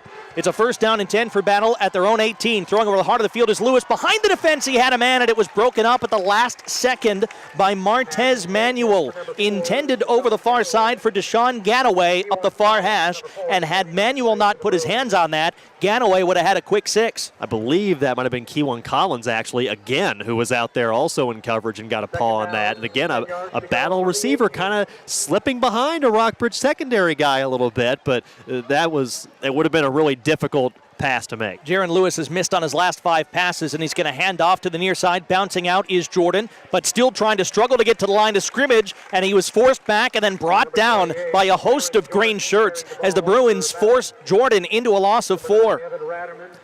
Terrific job again by this Rockbridge defensive front to just blast what Battle's trying to do. And I mean, a lot of it has been on the ground this season for the Spartans, and that ground game has just not been able to have any kind of consistent success tonight. 3rd and a long 13, and Battle is down 9 points. They really have to get going. 3 to the far side, 1 wide out to the near. And Lewis is back to pass, looking left the whole way, throwing behind the defense, has a man back there, it's open and it's caught at midfield, pushed across the 40, inside the 40 to nearly the 35-yard line. It was Deshaun Ganaway getting free. They stop it at the 40. It's a big gainer of 45 yards, and the Spartans have life. That was a perfect ball. And we've been talking about receivers kind of slipping behind all night. They've been going right at Collins all night, and he's been able to stand up to him. But there, he got beat, and a really perfect play, and Battle still has life. 3 wide to the near side. Nobody to the far. Miscommunication between Jordan and his quarterback, Lewis, as now Lewis takes the snap, fake the handoff, throw center of the field, and that one is incomplete, too tall for Dre Tyler. Contact on the play with no call, as I think Marcus Manuel got up in his back that time. Incomplete. Second down and 10 from the Rockbridge 40. Rockbridge applied a lot of contact on that play. First at the quarterback spot, big pressure, Logan Redding laid the wood on Lewis, and that forced him to kind of hang that ball over the middle, which is always dangerous for wide receivers, and I believe that was Martez Manuel who got in there and put a pretty nice hit on the receiver. Bruins lead 9-0 on defense with 4:20 to go. Battle on 2nd and 10, flinging far side, caught across the 45-30. That is a first down to the 35-30, then a late flag of the far sideline. Might be for a late hit against Rockbridge out of bounds, and this could give Battle an extra 15. Well, and a nice job by Battle's offensive staff there. They recognize their O-line is having trouble in pass protection. So do a quick hit or get that ball out in a hurry. That worked, and then what appeared to be a late hit, and that is the call, is going to move Battle into the Rockbridge red zone. And boy, that deep pass play has tilted this game on its head. It went from Rockbridge being close to the kill to now Battle being close to making this about a 2-point game. Dre Tyler made it 10 yards. The penalty made it an extra 15. First and 10 for Battle at the Rockbridge 14, as deep as they've been on offense all night. 3 to the near side, 1 wide out to the far. Lewis with the back, Jordan behind him. Fakes the handoff, now confusion. Lewis just runs forward for what he can get, and he is turned back rudely at the line of scrimmage. A whole host in there, and Don Hammers finished him off up high. Jalen Logan Redding made the tackle at the hips. It's second down and 11, a loss of 1. I think that was supposed to be a handoff to Jordan, but after Lewis muffed the snap, it was too late. Jordan was already past him, so he just ran ahead and got what he could. Ball at the 15 of the Bruins, who lead 9-0 over Battle in the late stages. Lewis to pass, looking right, still looking, all kinds of time, heart of the field, too much, incomplete. It was intended for Dre Tyler. Trying to throw up his hands after contact was Martez Manuel saying, did I do that? No flag was thrown, third down and 11. Yeah, pass just too tall there from Lewis. I mean, you'd rather it be too tall and incomplete and live to fight another day than throwing it too low into the chest of a player wearing green. 3:42 to go in the game. Battle trying to make a spirited comeback here at Class 6 intercity rival Rockbridge. It is 9-0 Rockbridge Bruins, and you can hear the home crowd get excited here in the near side stands. 3rd and 11. Ball is just inside the far hash. Lewis calling for orders. Has Jordan a pace behind him in the backfield, 3 to the near side. One of them, Tyler, in motion behind the formation now as Jordan takes the handoff, and he's met by a couple of Bruins right at the point of attack and going backwards and going nowhere as Rockbridge sniffed it out from the start. It's a loss of 3 on the play. Don Hammers blew it up. Jack Roush, Drew Boswell, take your pick. A host of Rockbridge players.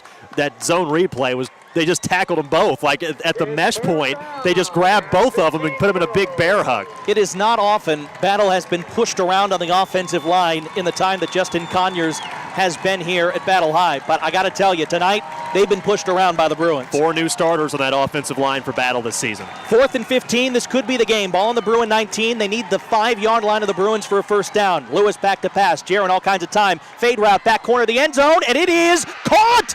Caught! No, incomplete! He bobbled it at the last second. I thought for a moment they were going to have that in Alex Smith's hands. Instead, the far side judge said it was incomplete, and Rockbridge holds the defense. It looked like he was coming down with it there. Keywan Collins helped make the play to break it up, and the Bruins hold with a 9-0 lead and 2:50 to go. Boy, that was really close over on the far sideline. Not a bad ball at all from Lewis. And again, it's just whoever Collins is covering is who they want to throw it to. And Collins was close, but the ball was really good and just not quite able to haul it in while tiptoeing along the far sideline there was Smith. Would have been a tough play. Turnover on downs, and now Rockbridge is a first down away or so from winning this thing. I believe Battle at most has 1 timeout left. They definitely had to take one earlier on a bad punt formation, so I think you're right. First down and 10 for the 19. Handoff to Pete. Stopped and going nowhere. Trey Morris got him in the heart of the line that time. It'll be a loss of 2. A timeout is taken by the Spartans with 2:43 to go. And again, I believe that's the final timeout. So they had that mix-up on the punt early on in the half, and then on a 4th down play, I believe they took a timeout earlier in this half, and now taking a timeout there. So 2:43 to go. now. If Rockbridge just runs it straight ahead a couple times, they can milk, a minute plus off the clock and give it back to Battle with a minute and a half to go in the game, leading by 9. I think if you're Rockbridge, we'll see what Coach Venata has in mind. We talked about this before. Certainly for Battle, it's going to be all hands on deck, all hands forward, and you assume Pete's going to get the ball. So if you like your chances through the air, maybe you're going to get some pretty good coverage. It's just a question of how frisky you're feeling here. I have little doubt that Van Venata will keep it on the ground. My memory goes back to a play on this field, though, back in 2013. It was the state semifinals, and Venata's Hazelwood Central team was driving to the goal to our right, looking for a touchdown to give themselves the win and put a game away and go to state, and there was a fumble at the goal line that Rockbridge pounced on. So you don't think he's in Nate Pete's ear right now saying, young man, we need you to hang on to this. 2nd down and 11. Ball is at the Rockbridge 18-yard line. Under center is Tweehouse with Pete the lone back. And it is to Nate Pete, right up the heart of the line, has the 20-yard line, bounces outside 25, 30, first down, 40. Now on the far sideline, tackled across midfield. That might be it. He stayed in bounds. It is a 33-yard scamper all the way to the Battle 49, and it might be curtains for the Spartans here. First down, Rockbridge. Well, we've been singing the praises of Adrian Kenny, and rightfully so all night, and understandably too. He was selling out going toward the line. That time, Pete juked him and got to the edge, and without the safety help there, Pete was able to spring it deep. And like you said, Matt, that may be the curtains there. Rockbridge is one first down away maybe from being able to go to victory formation. Twin wideouts far side is Tweehouse under center. Handoff to Pete again. Heart of the line. Now finds a wiggle. Gets 5 yards up to the 45-yard line. The clock will run. 2:07, 2:06 with a 9-0 Rockbridge lead. They'll keep running it here to try and milk as much clock off the play clock that they can. It's also a Battle team that hasn't lost in the regular season in more than a full year. It took them a while to lose last year, and it's just not a team that's lost a lot at all since they became eligible for the state playoffs in 2014 and, of course, won a state title that year. It's a 5-yard gain, 2nd and 5 from the Battle 45. Again, Battle scoring 60 points per game coming in is shut out now. Snap back to Tweehouse. Pete gets the handoff, falls into the ruck, and gets himself 2, maybe 3 yards. Or check it, Matt Page that time took it from the heavy package, it looks like. At least that's what's announced over the top of the PA. I think it might have been Pete after all. Yeah, it was Pete. Man down for Battle. I believe it's Hedrick again. We talked about an injury issue that he appeared to have earlier, but he came back from it and certainly played like he was healthy and effective. And just hope for the best for that young man. And we've noticed some cramping. It's weather-wise. For the fans, it's pretty much perfect. And we, because of the renovations they're doing here at Rockbridge, we were outdoors for this broadcast, and we couldn't have asked for better conditions to be outdoors. Would prefer to be outdoors tonight compared to indoors. But for the players, if you're out there and you're actually exercising, unlike us, we've seen some cramping out there. It's also kind of early in the season, so still trying to work your way into that game shape perhaps a bit in week 3. Not sure what type of injury this is for Hedrick. We have seen some cramping on both sides moved along tonight, and a good sign here is Hedrick is at least able to get up to his feet, but he's getting a lot of support and not putting a lot of pressure on one of his legs as he leaves the field. Yeah, it looks like the right leg is the one he's favoring right now, Brad, and unfortunately for Battle, Jake Hedrick has been a dynamo for them in the defensive front 7. Has himself, after his action tonight, easily over 20 tackles on the season, and now being helped off with 1:21 to play. It's a 3rd down and 3. Clock will run when they chop it in here. It was kept inbound, so they can take this all the way down inside a minute to play, can Rockbridge, before they have to snap the ball. With a 9-0 lead over Battle. Looking to break a Battle winning streak that has gone back a few years as the Bruins has fallen on some harder times. And if Rockbridge gets the first down here, the Bruins can go into victory formation after this and absolutely remove any doubt. But what a performance by this Rockbridge defense. Just an inspired effort against a Battle team that, again, is averaging about 60 points a game through the first 2 contests of the season.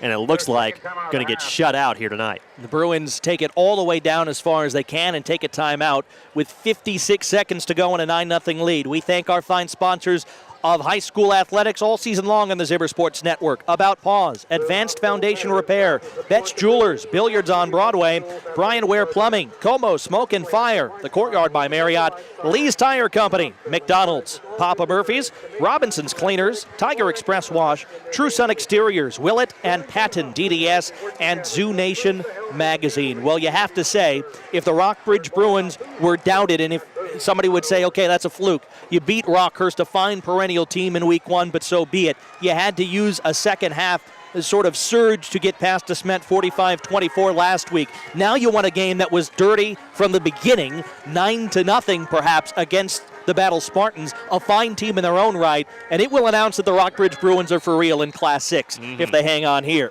3rd down and 3 under center is Tweehouse. Hand off to Pete again. Running left side. Hit behind the line. He will not get the first down as Battle stung in on him. That time it was Trey Morris with first contact. The clock will run once they get it set with the play clock. Rockbridge is in no hurry, of course, to get to the line. It was no gain. And Matt, as they blow it in, it's about a 13-second difference between the game clock and the play clock. And Rockbridge, honestly, at a point of the field where they could even consider just taking the delay of game before they punt the ball. I mean, they're in Battle territory. Long story short, it's just going to be very difficult for Battle to even get 2 plays, let alone score twice here. And Rockbridge is very close to being home free. And I'll tell you what, the hire of Van Veneta is looking like an absolute home run for the Bruins. The delay of game is taken with 12.7 seconds left to go, and the Bruin fans feel it. Their sideline is starting to implore the fans to get up and get excited. We've seen silly things happen in 12.7 seconds, Brad, but with a 9-0, a 2-score deficit, it would be awfully tough. Tweehouse is back in a shotgun look with the back Pete to his left. He takes the snap and he quick kicks it high, end over end, to the far sideline. It bounces, checks up for a Battle bounce, and goes right into a Rockbridge player. They sit on it with 3.5 seconds to go, and that functionally is the end of this game. Battle can get one final play in. They could take it all away, and then you'd have a kickoff, and you'd have to take a onside kick all the way in. Needless to say, the Spartans will play this out until the final zeros show, but Rockbridge has engineered themselves all but certainly a fantastic win here at Sells Family Field tonight. Last year, Rockbridge won 2 total games. This year, they have won 3 games by September 1st. That's quite a turnaround, and especially when you consider 2 of those wins are against Rockhurst and Battle. I mean, this is not a loss that either team would take at the end of the season and be ashamed about, I think, and Battle really played their hearts out tonight as Lewis is back for the final play, fakes the handoff. No, he does hand it off to Roberts. Running near sideline to the 30, 35, up to the 40, shakes and bakes, tries to find some space, and then he's tackled from behind. It's Pete. Yeah, they put Nate Pete in, and he's the only guy who can match that time.